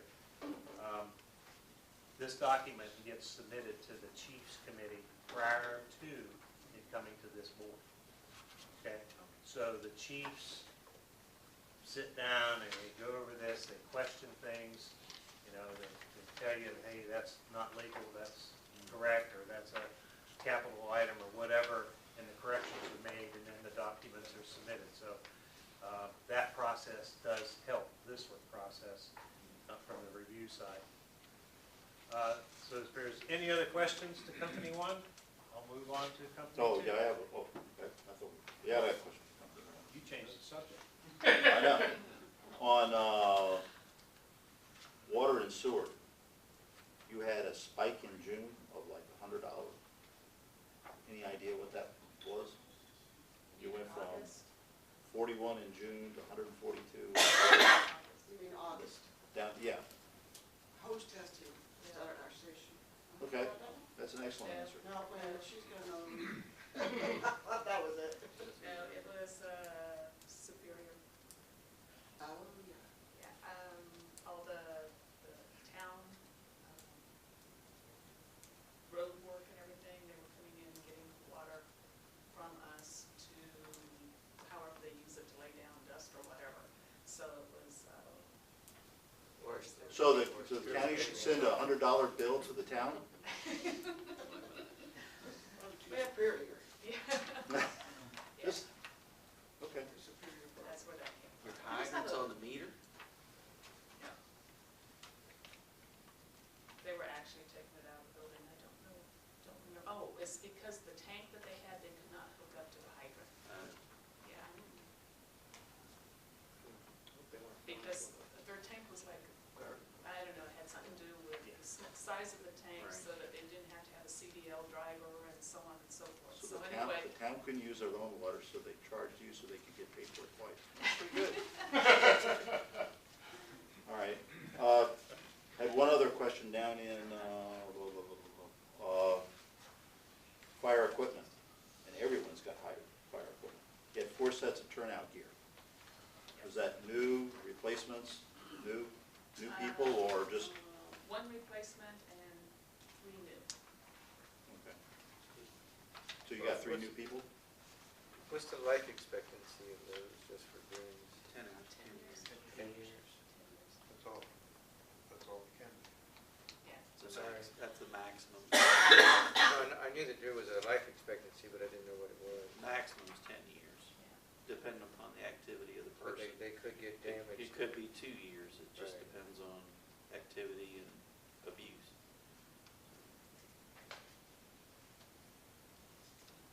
That would be me. And we tend to have about that much each year, roughly.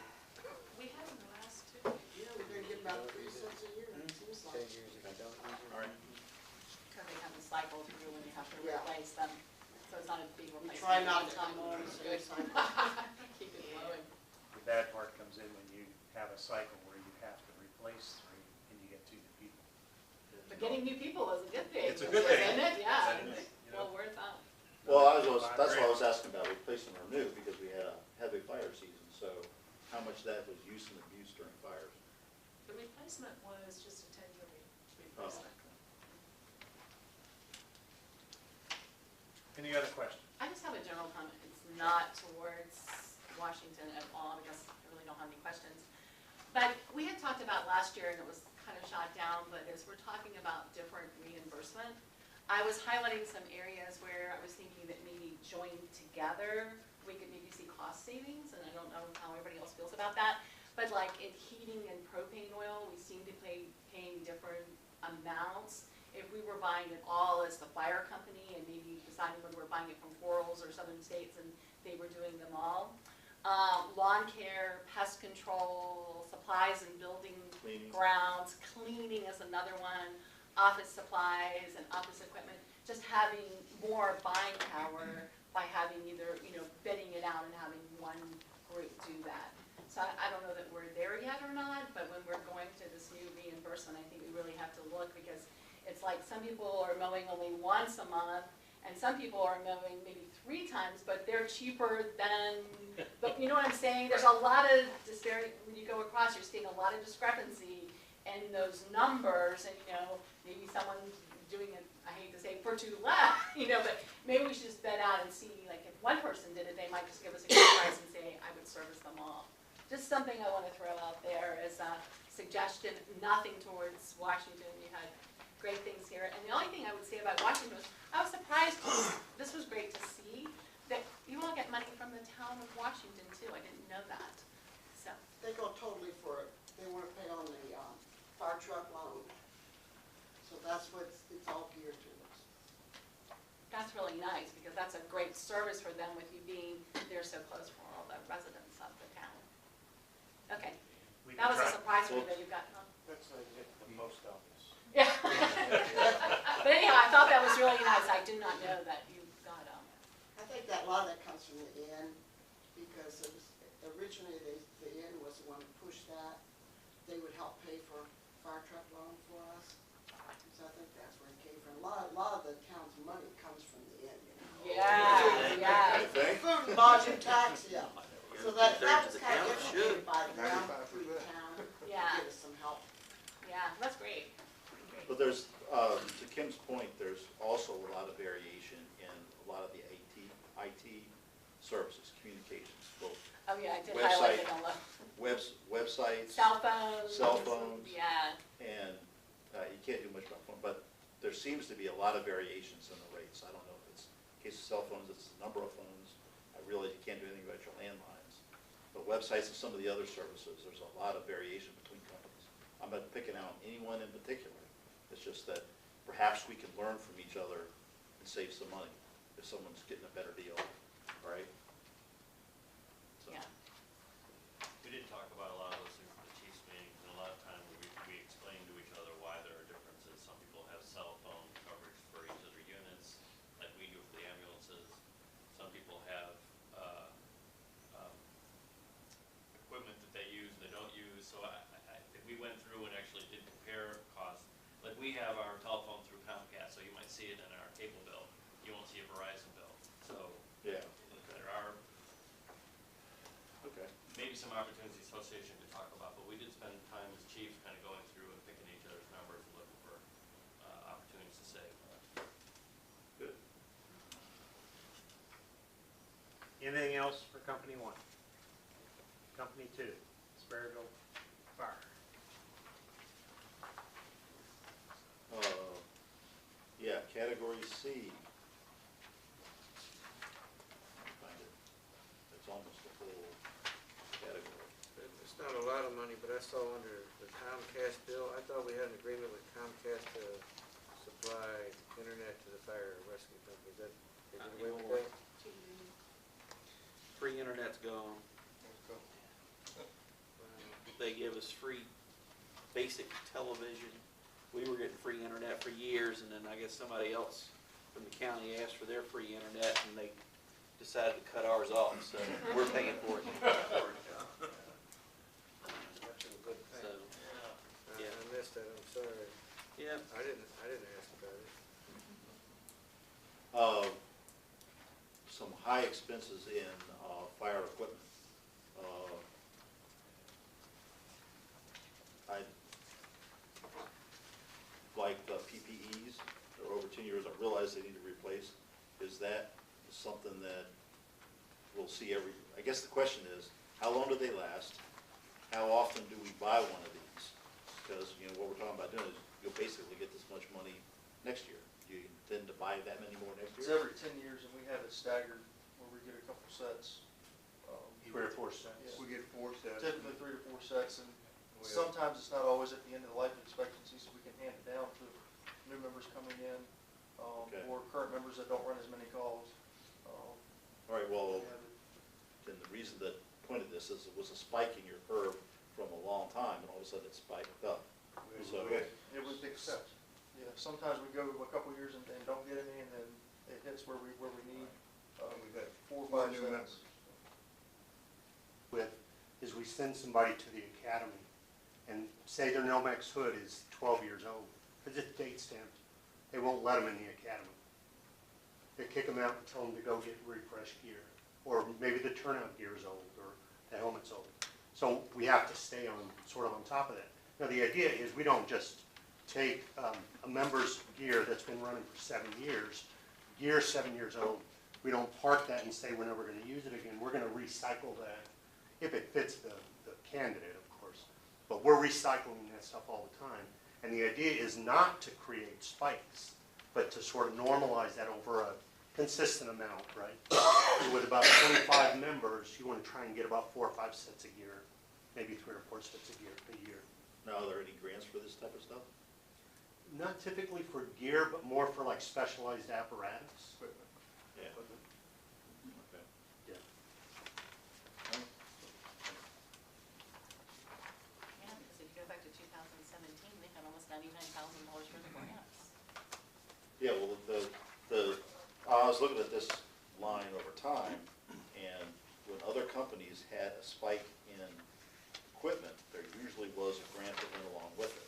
But what I just heard is, Not last year. but, you know, a lot of that was like strikers and stuff like that, so that there were specific grants for very specific stuff, right? This stuff, We just got airbags that we had a grant for. And our airbags were, I don't even want to tell you how old they were. Then we might get in real. Beyond their life expectancy. Yeah, beyond, that's a good way to put it. well, you should have used them for 4th of July. You Oh, boom. And all of the extrication equipment is, That was the spike in hours, because we replaced extrication equipment that we've had since the 80s and 90s. Stuff that's obsolete, they had issues with it and couldn't repair it when they came to test it. they have no parts for it. Well, that and the fact that some of the old cutters will not cut new cars because of the new kind of steels that they're using. The bearings, the gaskets So just don't the tolerate. point is, this was a deferred expense.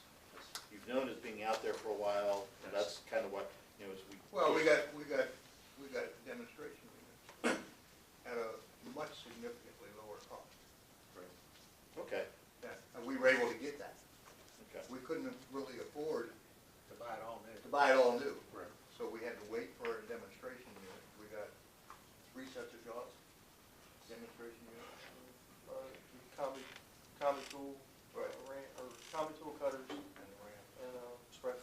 and spreaders. So the point, again, back to a budgeting standpoint, this puts a spike into their yearly budget that they get to keep for a long time. Normally, if you were running a business, you would amortize that over some time period, Right. all right? And Or they don't. you want to really make this process complicated and spread it out and have to remember that bill for the next 2 years, 3 years? No, all right, but this is going to drive up their budget for next year.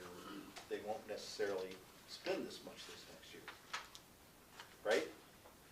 Well, that's what you Yeah, were but talking it's about earlier, Paul, about it leveling out over a From period of time. 71,000 to 114, huge increase Yeah. for them. That's why their call dollars gone up so much. I'm like, But what they're is not this asking Well, like? that's not all. Yeah. They're not Yeah. asking for funding though for most of those items. That's right. Right. The only thing they're asking for funding for on the operational side of it is the turnout gear, boots, gloves. 'Cause their Just total enough- request is 17,000. Just to get people in the truck. No, I'm just, that was their operational expense, and they asked for the same thing. On,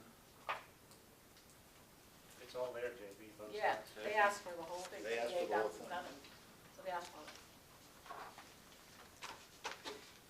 I have just one question, just looking at the statement of accounts from 2017. Has the 4th of July stayed pretty They're only steady asking at about $81,000? Because I know that's a It huge, was less last year. huh, well, It last was less year. last year. fire Sig- equipment, significantly 35,000. Significantly less They're than only the new requesting place. $1,512. Next year it'll be hopefully a little bit better. That's not what I I thought have. that would be really good, because you're kind of there closer to Warrington, too. I thought you would join, and the 4-lane, easy in and easy When does out. it This year, the expense went I up don't know. due to switching Hold on, locations. Is the date right? Different setup. Our net was lower. I got Yeah. 11, you got 12 something? We're very appreciative. I got Love the 121. But a fireworks. good, Great. but a good moneymaker. Great, it's a great moneymaker, and it's great for the county. It's a great, bringing the county together. It's nice to have fireworks back in the county and not have to go somewhere else, so applaud. Kudos to you all for your effort. It's only 17. No, that's right. Yours was 21. Yeah. Anything else for company 2? Well, I mean, no, if it's for a budget, what do? We just put the whole thing in there because we're too lazy to kind of amortize it? Sorry for being blunt. No, That's the way I am. What's our definition for capital expenditure? 7,500. Yeah. Single item, $7,500, or life expectancy over 10 years? Yes. That's right, good point. What does the guidance say? When in doubt, find the guidance. Turnout gear's got 10 years and it falls in there. Turnout gear though, is only per set about $2,500 per set. You're gonna see a spike in everybody's turnout gear, because remember what, 10, 11 years ago, we did get a countywide grant to buy everybody new turnout. So see, now that gear is becoming expired, so every department is probably gonna have a spike in turnout gear because the gear needs to be replaced. It's only good for 10 years. So just about everybody's gonna start having a spike in turnout gear. I mean, we have Well, about it says the because it's expiring, so The guidance, everybody's gonna see that, so. the guidance says any item of 7,500 in 10 years. So if they're buying 4 at, what am I getting this? If they're buying 4 at 17, yeah. So they're within the capital. That's what I was It's, thinking. it's expense. So So every one of under that, these- but what about the Hearst But tool? that's a But single. To your point, Paige, it's not, When we it's talk not about- unique to company two, it's spread across the entire county. The thing And any is, department, really. turnout gear is a normal wear and tear item. It's not a capital expenditure. It's a daily use, normal use item. A Hearst tool or a piece of breathing apparatus is not a daily use wear and tear item. So that has a 10-year life expectancy, which would fall in line with a capital expenditure. I mean, The airbag, for example, it's 6,000. It's That- below the that- 75. it's below the $7,500 threshold, but it's still It's not it's something still you a use every day. capital item because it's something that you replace on a regular basis, but it's a single item. Right. I mean, capital expenditures are single-use items that have a life expectancy of whatever number of years you want to put on it. Depends on where you go. I mean, in Culpeper County, if it's over $5,000 and have the life expectancy of over 10 years, then it is a capital expenditure. So if I'm replacing a Hearst tool in Culpeper County, I can't count it because I only replace the thing every 10 to 12, 15 years versus turnout gear, which we replace every year. And most companies, you get a feel about how much you need to replace every year. In Amosville, we replace it 5 sets a year every year. So even those people that are not at the 10-year mark, but they're at the 9-year mark, if I don't have new people funneling in, then I'll replace their gear a year early. But, or it depends on wear and tear. Well, So- everything has an expiration date. It just depends on what that date is. Well- Even the tires on the truck, it's not by miles, it's by expiration date. But the point that was brought is every one of these items is under 7,500 each. So, It's a legit expense, Yeah. right? Yeah. Even though it's a spike, it's a legit expense. That's why we Yes. put it in. So, what is Sperryville's total request? Because I've got 33,900 is what we approved in the Chiefs Committee, but 58,371 is what they're coming, Yes. Oh. for the total, okay, 58,371.46. because was not what was approved at the Chiefs. Yeah, what Richie put together and provided to us was 58,371.46, based on actual expenses and the amount requested. Because If you don't have a copy of that. the original one that came to the Chiefs and was approved by the Chiefs was 33,900, because he had scrubbed out everything in the he had scrubbed out everything under the fire side of it. JB, what's the date on that? Should be on the top right. 1/21/19. So is this one. Yep. Yeah, this one is too. I like this one better. Why? So, process question, Mr. Kumar. So, Yes. for the next time, can we get in our package what the chiefs approved? Or the minutes of the The chiefs? package that he handed me tonight to bring is actually the one you have.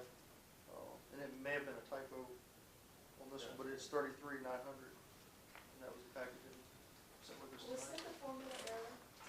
I think it was. Yeah, Richard didn't. No, see, this is formula the error. actual The actual expenses expense. and the amount requested. Actual was 53, amount requested was 33. Yeah, but this sheet here, the See, one we're at that we have, 58 and 58, 58, Has- Oh, 371. It just didn't get transferred. I'm sure. and this is what he sent with us tonight. Can I just see it just real quick? Because I just looked on the numbers, it might be just it didn't add some rate. Let's see where we see it real quick. Did you guys have any plans? There was some last sheet. Yes. Okay, so that's what it Well, would have been, 12,000, yeah, it was you would reduce those costs by Doing it that way, plans. this adds 33 up, nine. this adds up, right? Yeah, you're supposed to take And then this grants adds up. So the Yeah. difference Yeah, is I'd like in the that. first, it's Yeah, been, sure. Yeah, the Well, grants are in that. facilities. I'll bet you. Putting it at the 33,000. yeah.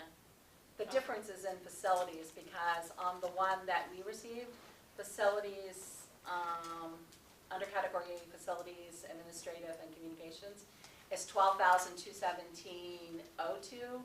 And on the one that you had, it's 6,774.40. So that's part of the difference, because we're showing 58,371.46, and yours is showing 53,403. But he had 33. didn't Yeah, he? and the 33 That is over that- here, the yeah, 33 over here is This a, is requested, right? yeah. So the 33 over here is just a mathematical at some, because, oh no, here it is. Oh. It is under Yeah. EMS because it's Right. 35,412 spent, 1,512.07 requested. That's where the So big difference is. the question is what JB said before. It's right What- here in this one. Which one is it?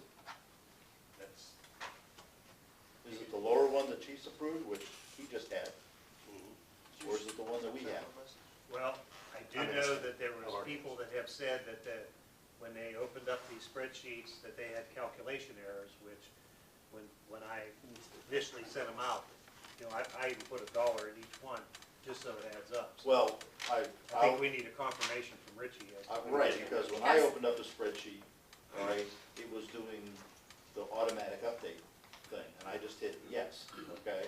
So there could be a Excel problem with how the spreadsheet was set up, all right? But the question is, the bottom line is, what is the number? We need a confirmation from Chief too, as to which one the number is. The chiefs approved something, and I don't have the chief's version of what was approved. So JB's the only one that has that version. And it sounds like, for the few numbers he said, it was what he had, which is much lower than this one.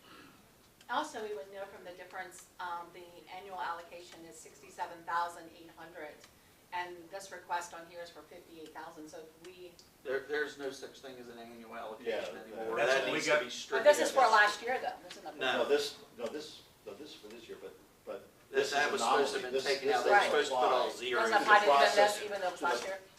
Right, because we're not, I thought we were paying for last year's money, and that's why we were going to no, last year. this is all going towards, This year. What? You're They're gonna approving get- monies for FY '20's budget. right. Okay. All right, and I guess we need to do that. The phone call's being made, so let's move on and we'll come back to it. It's fine to breathe. Amosville.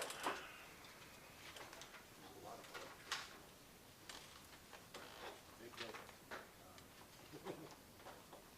All right. Under supplies and facility, buildings and grounds, bunting, It's drape for funeral caissons when we do okay. fire line of duty death. We put up drape black material on the building, the apparatus, and then Okay. That's good. Yep. Just didn't know. And what is the records management?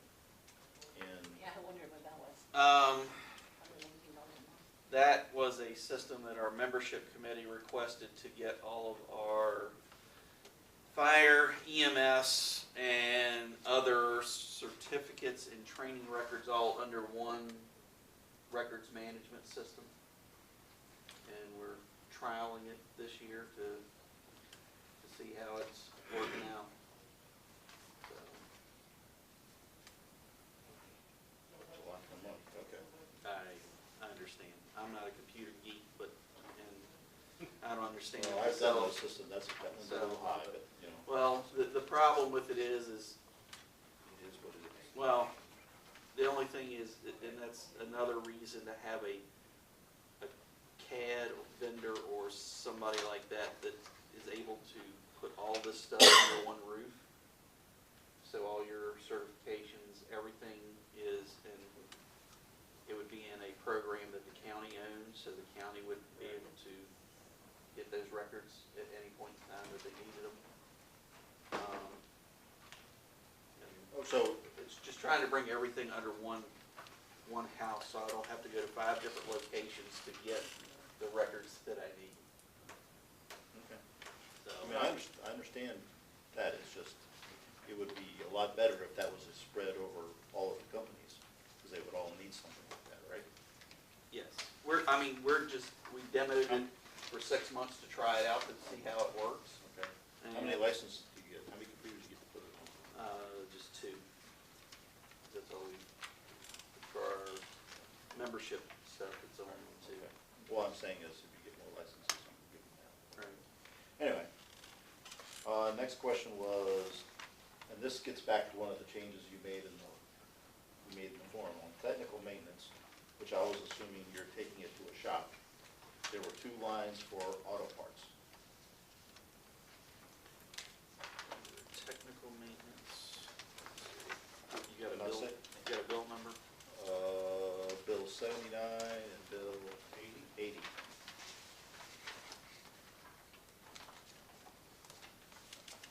I'm not saying they're wrong, I'm just saying that they belong up in the category above it, like the old way of doing it. Which is, you know what I'm saying? Yeah. Yeah, that was the gentleman who does our professional maintenance. Yeah. He, to not charge for, like when he has to order specialty parts, he orders them directly through us so that there's no upcharge. Right, okay. So, So That he's the was- one that installed them, but Right. you bought them yeah, this for was, him.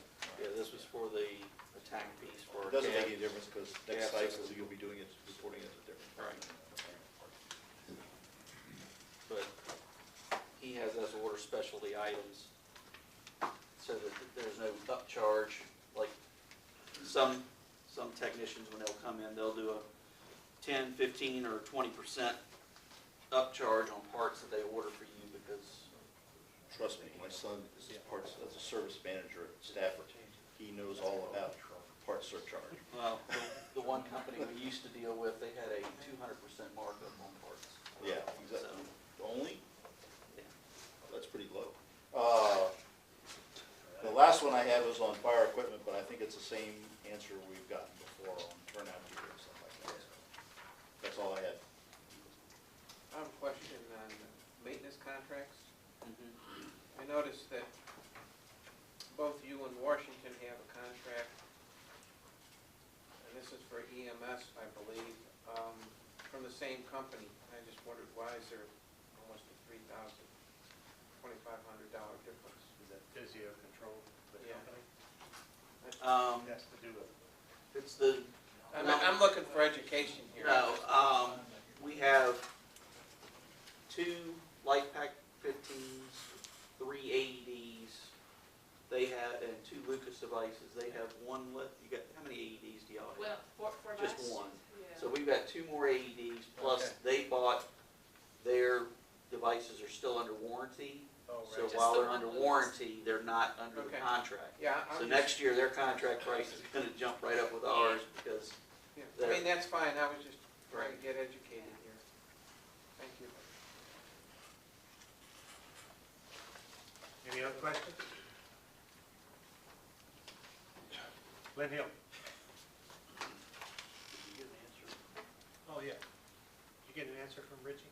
Yes, what he was told, what he reflected was that he was told to put the actual costs of expenditures, which was the 58.6, and that's why he reflected that number, because that's what he's actually spent, not the 33 as projected. And he said he mentioned that, JB, during maybe your last fire association chief's meeting. I know we told him that we should be reflecting all of our stuff, but Actual costs. but it never, the change never came back to me when we. Gotcha. So the 58 number is the one we're going to use. Yes. That's the legit. 58,371.46. Yes, sir. Yeehaw. But that's, is that showing the $32,000 worth of extrication cost? Yes, sir. Yes. And some of those items are over $7,500, but the life expectancy of all of that stuff is what? I don't think any of the items No, were over what? 75. You said there was some over 75? No. Yeah, there was No, one- none of them were. Look, one of those prices was, well, maybe not, but. No. It had four items in it, Ron. That was the PPE, that was 4 items. Yeah, it's 4 items, so That it was was $2,500 an item. No, not the PPE, the extrication stuff. The most expensive one was 61, 6,000. 6103.85. If we bought them new, it'd been a lot more than that. Well, everybody. Oh, you're right, the PPE was the 10 grand. But they were 6,000. Right, Ron, so what we mentioned was that the extrication tools, we're buying them as demos, so we're getting a reduced price for those. Buying them brand new, you're gonna pay probably 30-40% more, possibly. Yeah, but I'm just wondering, with the makeup of this body, 2 or 3 members could switch out, and if we don't remember that, then next year, what are y'all gonna do with this $20,000 or $30,000 difference that was used for the hydraulic equipment? 20,000. That's not gonna be in it next year, your budget? No, we wouldn't have that. So they would lose it the year after. Exactly. And it's a challenge for us, as you can imagine, because we don't really want to see spikes. We want to see sort of a continual budget flow. And that's why we talked about buying PPE equipment in bundles of, 3 or 4 sets, so that we just sort of do it consistently. Buying it all at one time doesn't really serve us well. Wouldn't serve anybody.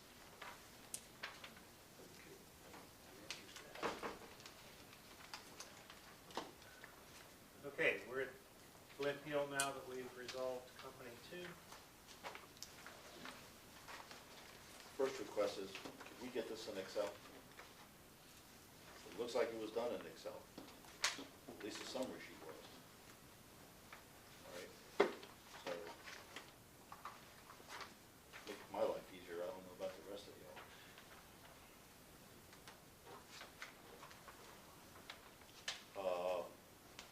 What else? Oh. Chiefs Association dinner. That's not a legitimate expense. $134. Needs to come off the bottom line.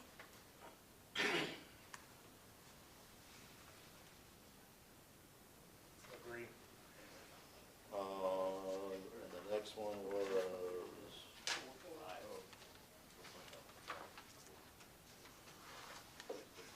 I have a question. What is a weed eater carrier?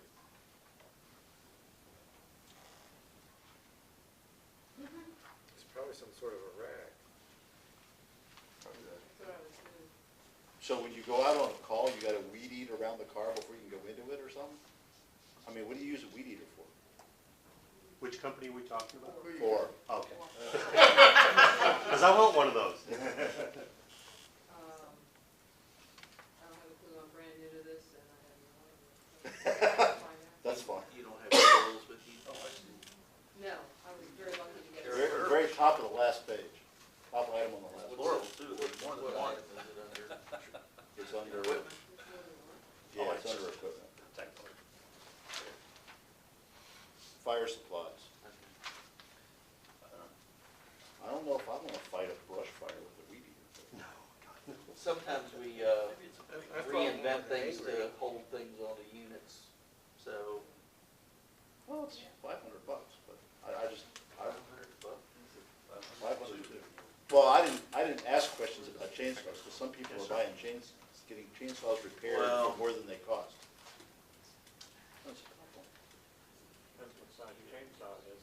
Yeah, that's bottle. I mean, it can't be the little rack that you see on the trailer. Right. I don't know. Could you find out? I have to go back to, What do you,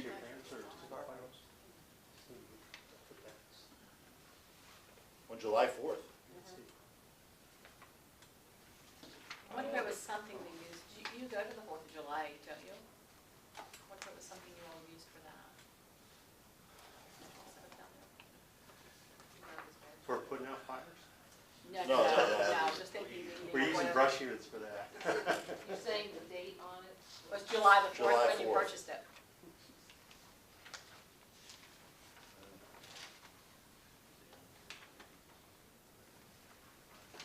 Talk about being thrown into the frying pan, huh? That's all I had.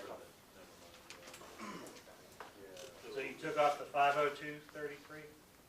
I don't know. I mean, I don't want to take it off. No, we just didn't know what it was. We don't know what it is. I thought maybe they went down and set up the fireworks or I something. mean, and no one you else had seems some to kind come of up with carryover or a something. reason for it. This is reading, that's for lawn care, that's okay. But the other one definitely comes out. All right. You got that? Yeah. 30.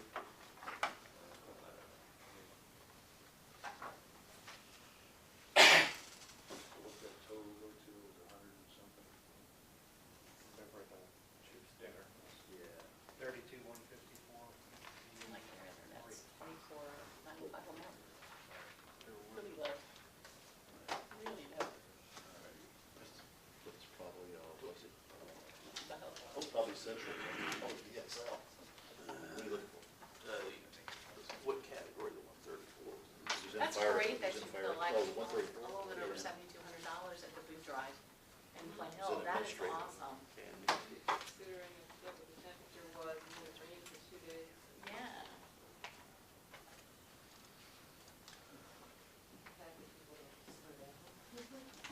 Yeah. I mean, when you look through all these, you find how each fire department has their own creative way of raising money outside, be it whatever. You know. I think that's great. Anything else with Glen Hill? Moving on, Castleton. Yeah, I have one question for Castleton. And it's just education. Is Castleton designated water rescue for the county? Do we have a dedicated? I don't think there is a dedication. Because there's 20 scuba tanks on it. No, it's, SCBA. that's air breathing tank. Oh, everything. Yeah, SCBA, I'm yes. sorry. All of ours had expired, You're in so charge we of had to that get pond. some used. Okay, no, I mean, I didn't know, you know. All of our bottles Okay, All right. I'm sorry. near their expiration. I got it.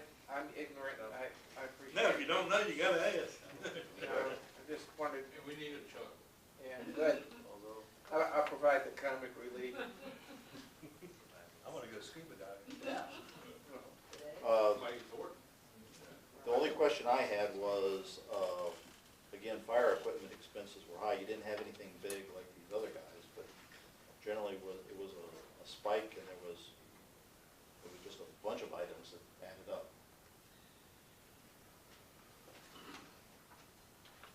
I mean, is this part of the consumables from the fire season, replacing them, or? It's hose testing, failures, it's, can't remember what else, Johnny. You have life vests, gas can, chainsaws, blowers, foam concentrate. Good. I mean, no, in any one of the items, it's not a given item. Any one of the items is more than, it was a higher list than normal, that's all. I was just wondering if there was any explanation for that, that's all. Some of the stuff was to put on the serve too. Life vest especially. Yes, the light vest, the chainsaw, the blower, Okay, and of course the gear, you know, the usual set so swap is it, back. is the serve fully stocked out now? It is now.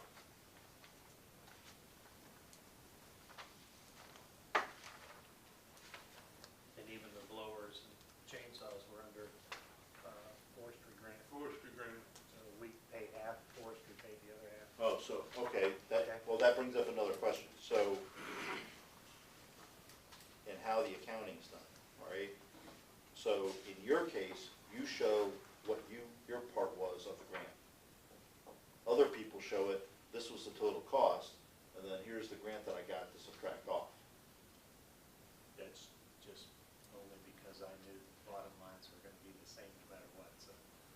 Well, that old adage of, I'm not saying one way is wrong or one way is right. I'm just particularly for our newbies, all right? You know, they're gonna ask informative questions, all right? So, I'm used to having different criteria, they're not yet. I'd say one interesting thing about yours is you have $80 for lawn care and you don't have any for cleaning.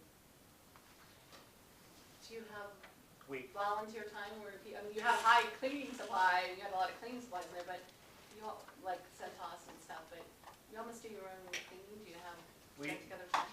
we don't clean our hall floors because we don't rent the hall as many times as things like that. We wait and do that once a year, and the offices and whatnot are cleaned by the staff. The lawn cutting is a contract that we've let to get done, and it's cheap, so. Yeah. Just drop in It's- anytime, see them, it's made out there.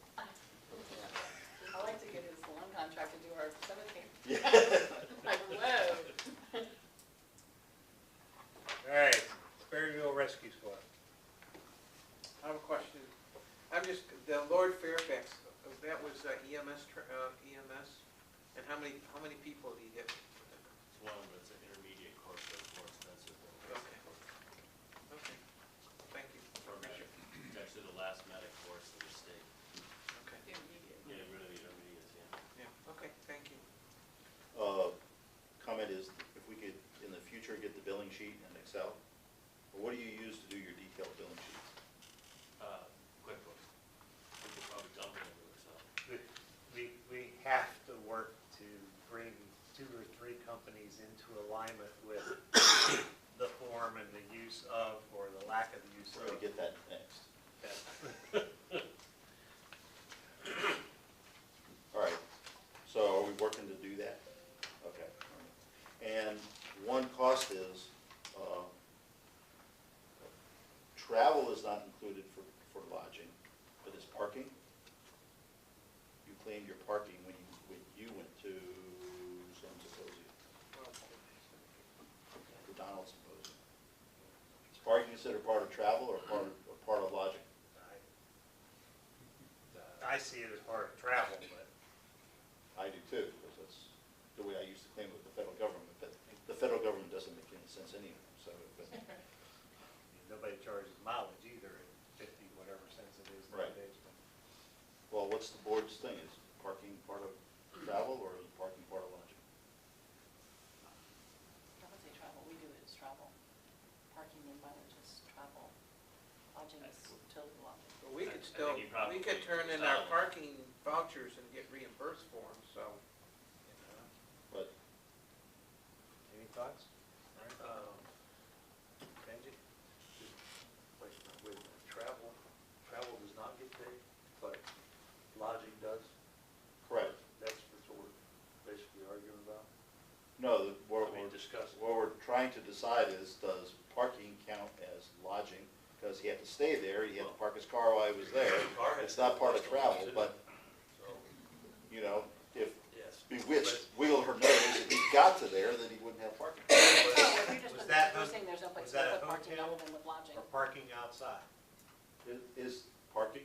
Because you know how some hotels add in your parking just because you brought your car? Yeah. And your bottom line hotel bill includes room and a million taxes and then parking?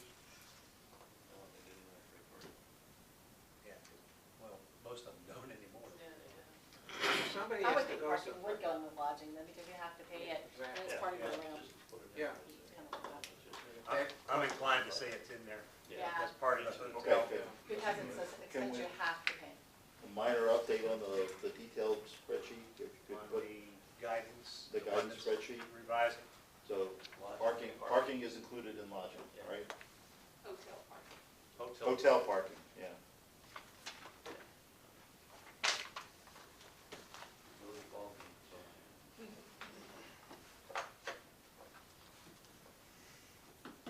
Okay.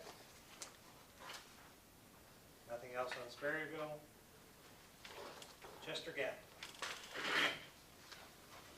All right, I'm just start in the middle of my list, because it's gonna apply to a bunch of other stuff.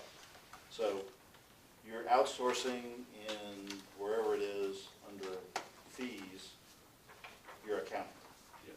all right? All kidding aside, you should get your money back, all right? I agree 100%. Because the subcategory order is out, all right, out of whack. Items are in wrong subcategories, all right? And the one that really is going to annoy you is cell phones are double booked. I think what that is we do have a cell phone bill that covers our iPads. We have 5 iPads that go in 5 pieces of equipment that does our responses. In other words, when we get a call, it will automatically come up. We can pull the map up, show us where we're going. We're lucky that we have good service in Chester Gap.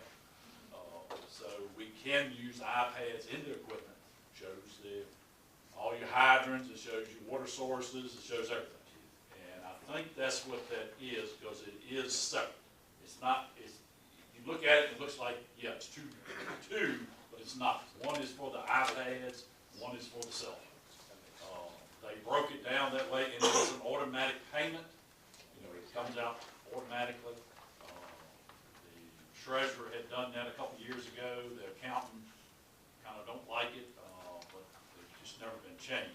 Dealing with AT&T is like pulling teeth when you go, you know, it has to be an administrator on the account, which is Mike Levy, our president, and he said to leave it like it was. So that's kind of what that is. So that's really a true, it's not a double thing, no. It is. So the cell phones that are in fire and EMS equipment are these iPads? Some of them, yes. It's some, we have 3. Cell phones in ambulances. Yes, we have 3 cell phones. We have a cell phone in the engine, rescue engine, and the ambulance. The ambulance, we use that cell phone to communicate with the hospital. Warren County Hospital, they have radios in there, but guess what? They do not answer them, they do not use them, so when we call in a patient report, we have to use cell phone. Go to Fauquier, you don't have that problem, they do answer the radio, they do use it. You go to Warren County, and I'll tell you too, you go to Warren County, they're not gonna answer the radio. Well, again, we got another consistency issue, because I believe it was you, but don't hold me to it. It's got cell phones in telecommunications, and it clearly said it was in the apparatus. I'm just saying, what it goes in and how it's labeled. It really should go into communications, period. Okay, again, I'm not, that's a lot of a month for an iPad, but we won't go there. So it should be, it's another in the wrong category issue, all right? Okay, so, I mean, that is pretty high. $283 for an iPad per month. Is that per month? Are you renting those iPads? Are the iPads? Five iPads. 5 iPads and how many cell phones? Don't remember, 3. So he's got 3 cell phones and 5 iPads on the program. All right, So okay, that's much better. That's 8 devices. That's much better. That's the AT&T price I remember. Usually the data is $20 or $25 per iPad. Yeah, okay. Yeah. But they're On well top of your worth it. regular contract that you pay for your 2 cell phones, for your cell phones. Those save us a lot of time. We have a call, we just push a button, there's a map. All right, Yeah. but let's, in the future, all right, and can I recommend that perhaps someone help your accountant? Sure. Particularly if we're having to pay for the I accountant? agree. I mean, It's I've like had $1,500 problems for with the it. accountant. We went with an accountant thinking, you know, trying to make things a little bit more cleaner.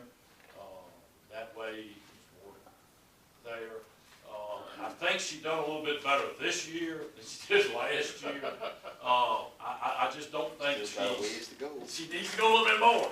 But, and I agree, 100%. And I've had this conversation with them, and as you can see on one of the bills that she billed us, I think it was a meeting with Mike. Yes, that was one of the meetings. She didn't put my name on there, I've done all the talking, but She charged us, I think, $30. $30 just to meet with us to try to get her on the same So page. she was a lawyer in a previous You're right. life. When she put your name in and she met with you and Paul, she charged y'all $1,005 to sit in. So yeah, you cost more when she meets with you. That's why she put mine on there, see? My head hurts talking to her. Yeah. Paul has even, I've even took him and said, okay, let him explain it. That way, you know, it's not coming from us, somebody third party, and he'll say the same thing. I mean, it's like talking to that water bottle. Okay, so, Get her to explain. so that comes up to She was management. better this year, so. That comes to a management question. How much longer until you change horses? Not long. We're looking. Okay. I have told Mike I'm done, so. Because I'm the one that has to deal with them. You know, I have to approve the bills, I carry them to them, I deal with them, and I'm done. So then you gotta come here and listen to me. We're going somewhere.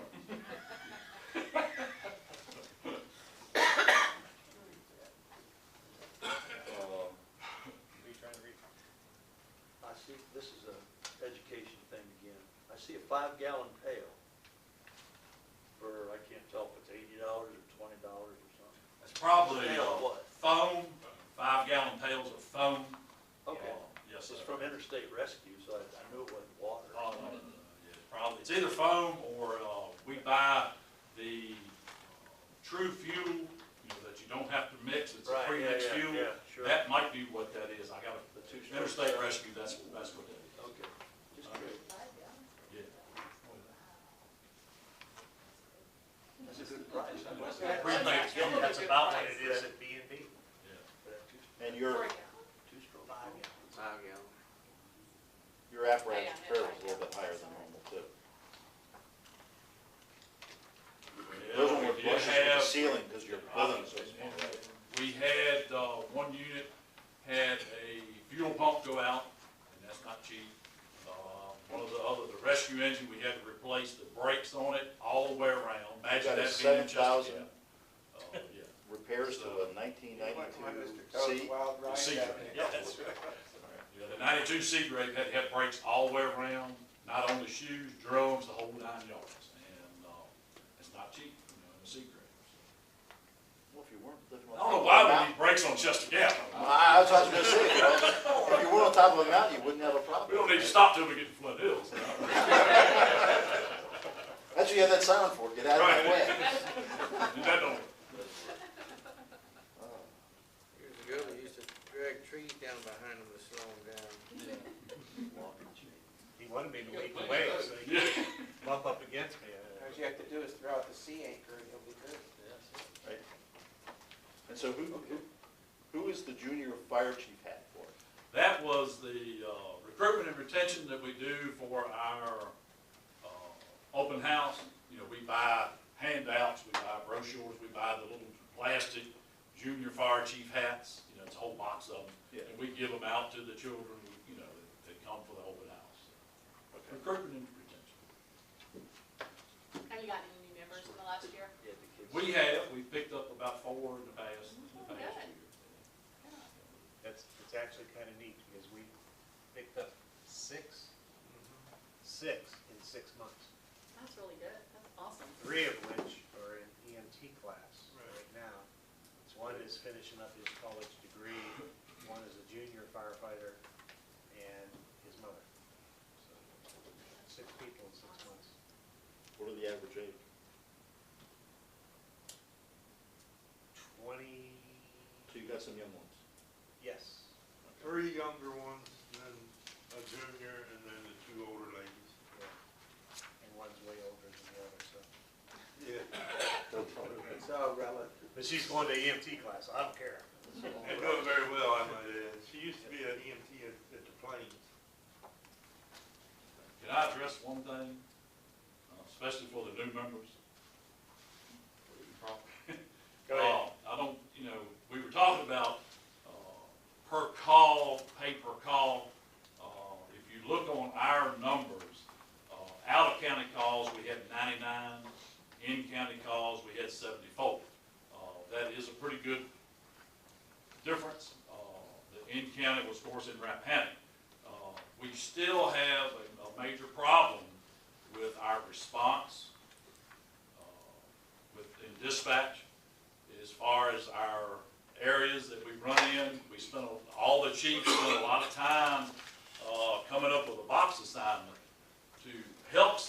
this, and it was never implemented. To give you a prime example for Chester Gap, 729 Bimini Road, at the intersection of Zachary Taylor and Bimini, we're third due. As soon as we turn on Bimini Road, we're last. Castleton is going to be called there, and Spurrierville is going to be called there before Chester Gap. Chester Gap is closer. So it does make a big difference in our call volume in Rappahannock County because of the run areas being so messed up. I'm hoping that this new CAD system will address some of that. I've been complaining about this for 20 years, and it kind of hasn't gone anywhere. But, you know, for you guys that are new, you know, you look at these numbers and go, well, you know, Warren County ought to be paying more of this than Rappahannock because you're running a whole lot more calls in Warren County. But there is a reason for that. It's not our fault. We have no control over it. We cannot control dispatch. I have fought to have this fixed for 20 years, and it has not been fixed yet. But, you know, I guess Who's gonna make that call? when somebody drops dead, I reckon maybe we'll get it fixed. But until then, it still has not been fixed. But I'm saying, who makes that call? Have you Well, changed those? it has gone back to the emergency services coordinator in the past. I'm not, you know, I'm not blaming Richie, but, you know, it needs to be addressed. I know Fauquier County, I mean, I'm not gonna sit here and point blame at anybody, but, you know, the chief spent a lot of time on trying to get these box assignments done. Every chief sit down and drew up box assignments. They returned in, they disappeared. We don't know where they went, what happened to them. So it's not the sheriff's department, it's just, your work just never got to the right person. Right, pretty much. But, you know, Fauquier County just hired somebody independent to come in to do their first, second, third, fourth, fifth dues. That way there's no politics involved in it. Kind of like You know, gerrymandering. Company two's not losing from company one, company one's not losing from company seven, you know, so on and so forth. It's who is the closest person is who's called. Do you know if Kevin has got that old work? The box assignment, Yes. I have a copy of them. I don't know where they went after they returned in. I have no idea. I don't know if JB knows, I have no idea. The thing is, the GIS mapping is well underway, and the GIS mapping part of it will actually calculate all the response districts for all the fire departments according to true mileage, road conditions. So as soon as that comes out, it should be fixed, or pretty much fixed. It will go up through whatever due you want, 8th, 9th, 16th due, drawing from other counties as well, because we have the same problem. I mean, in Amosville, the second due company to Amosville should be Little Fork, not Flint Hill or Washington. They're coming from 10 miles away, and Little Fork's coming from 7 miles away. But because of the current system we have, my next due company's coming from 3 miles further away. So it's two questions. When does the GIS go online? They're doing data cleanup now and correcting all the mistakes from the old GIS, or not the old mapping system that we had. So they're doing all the data cleanup. There's gonna be a bunch of people that have to readdress their homes, which is not gonna make some people happy because they were misnumbered or mislabeled or to start with. So So you have a long administrative process to go through. yes, and So it's not, chances are it won't happen this year. it's gotta happen before the end of this year. Yeah, it's got, because of the phones. Right. When you go next gen 911, your GIS mapping has to be in place for your next gen 911, which is coming online.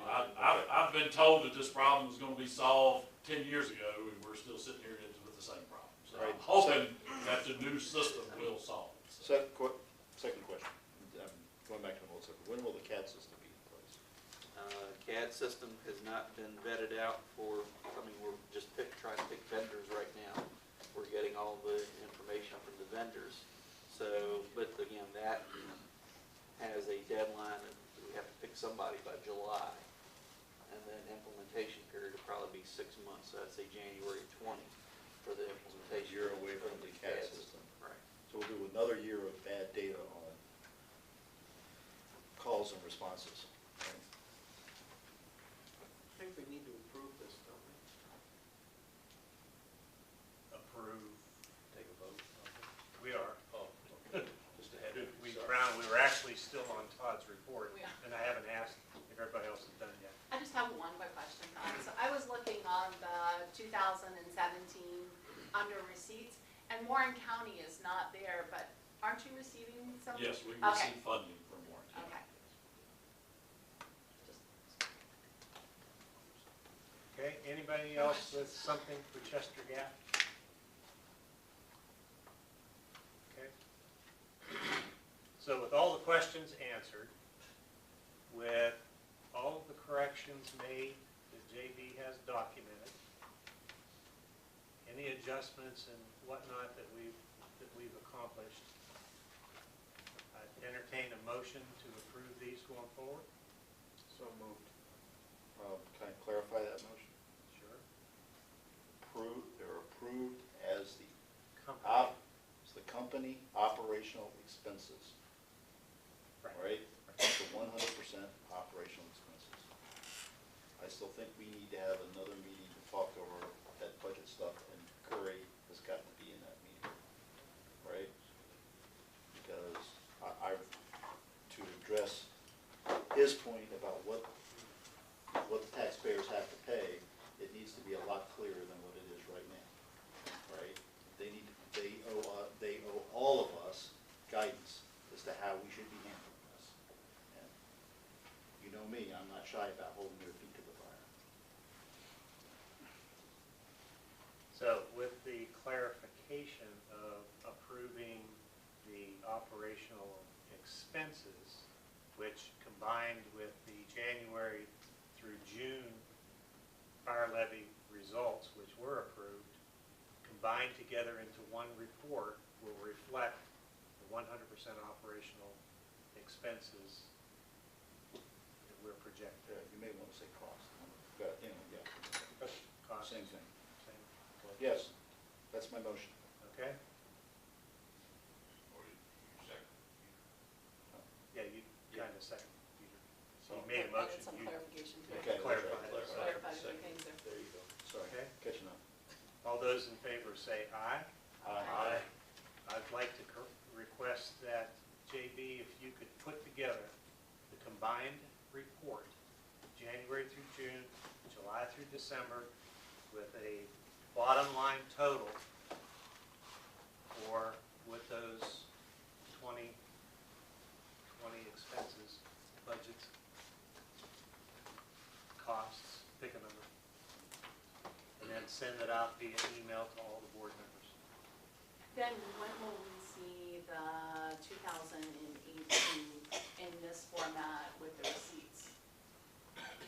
You know, so that we see, yes, this is 2017, when will this be updated with 2018? 2018 is working as part of the budget submission and will reflect all of that to go along with the strategic plan and whatnot. So it's a fairly quick item that's going to move fast, but by having this first piece, we satisfy Gary Curry's requirement to have numbers for his March report. And then next week will be the association putting together their stuff. October 28th. Yes, and then we'll be scheduling a meeting back here for approvals of all of that. And roughly when will that be? March, April? I would like to say before the end of March, but there's too many moving Right. pieces to this. And moving pieces that I don't have control over and other people do, so. I would like to restate my request that any of that, the association budget, strategic plan, any of the intermediate documents can be distributed so we can start reviewing it now, right? Or if we have feedback, we can get it to you so it's not like, oops, at the end. I mean, the strategic plan, if everybody's ever looked at it, doesn't have much in there on fire and rescue. It has a fire station, or it has a fire and rescue station. That's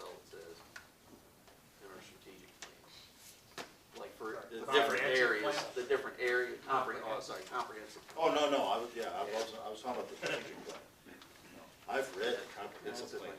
All right. It's very comprehensive. How after 15 years do you still have the same type of, never mind. Don't ask. Thank everybody for coming. Appreciate it, all the hard work in putting this together. And an education for me. Keep up the good work. Appreciate it. And as a kind of final thing,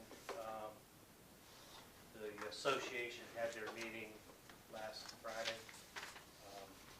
We didn't include you guys on the distribution. It kind of comes out automatically. And so I have forwarded your email addresses to Art Condenquist so that he could add it to the association.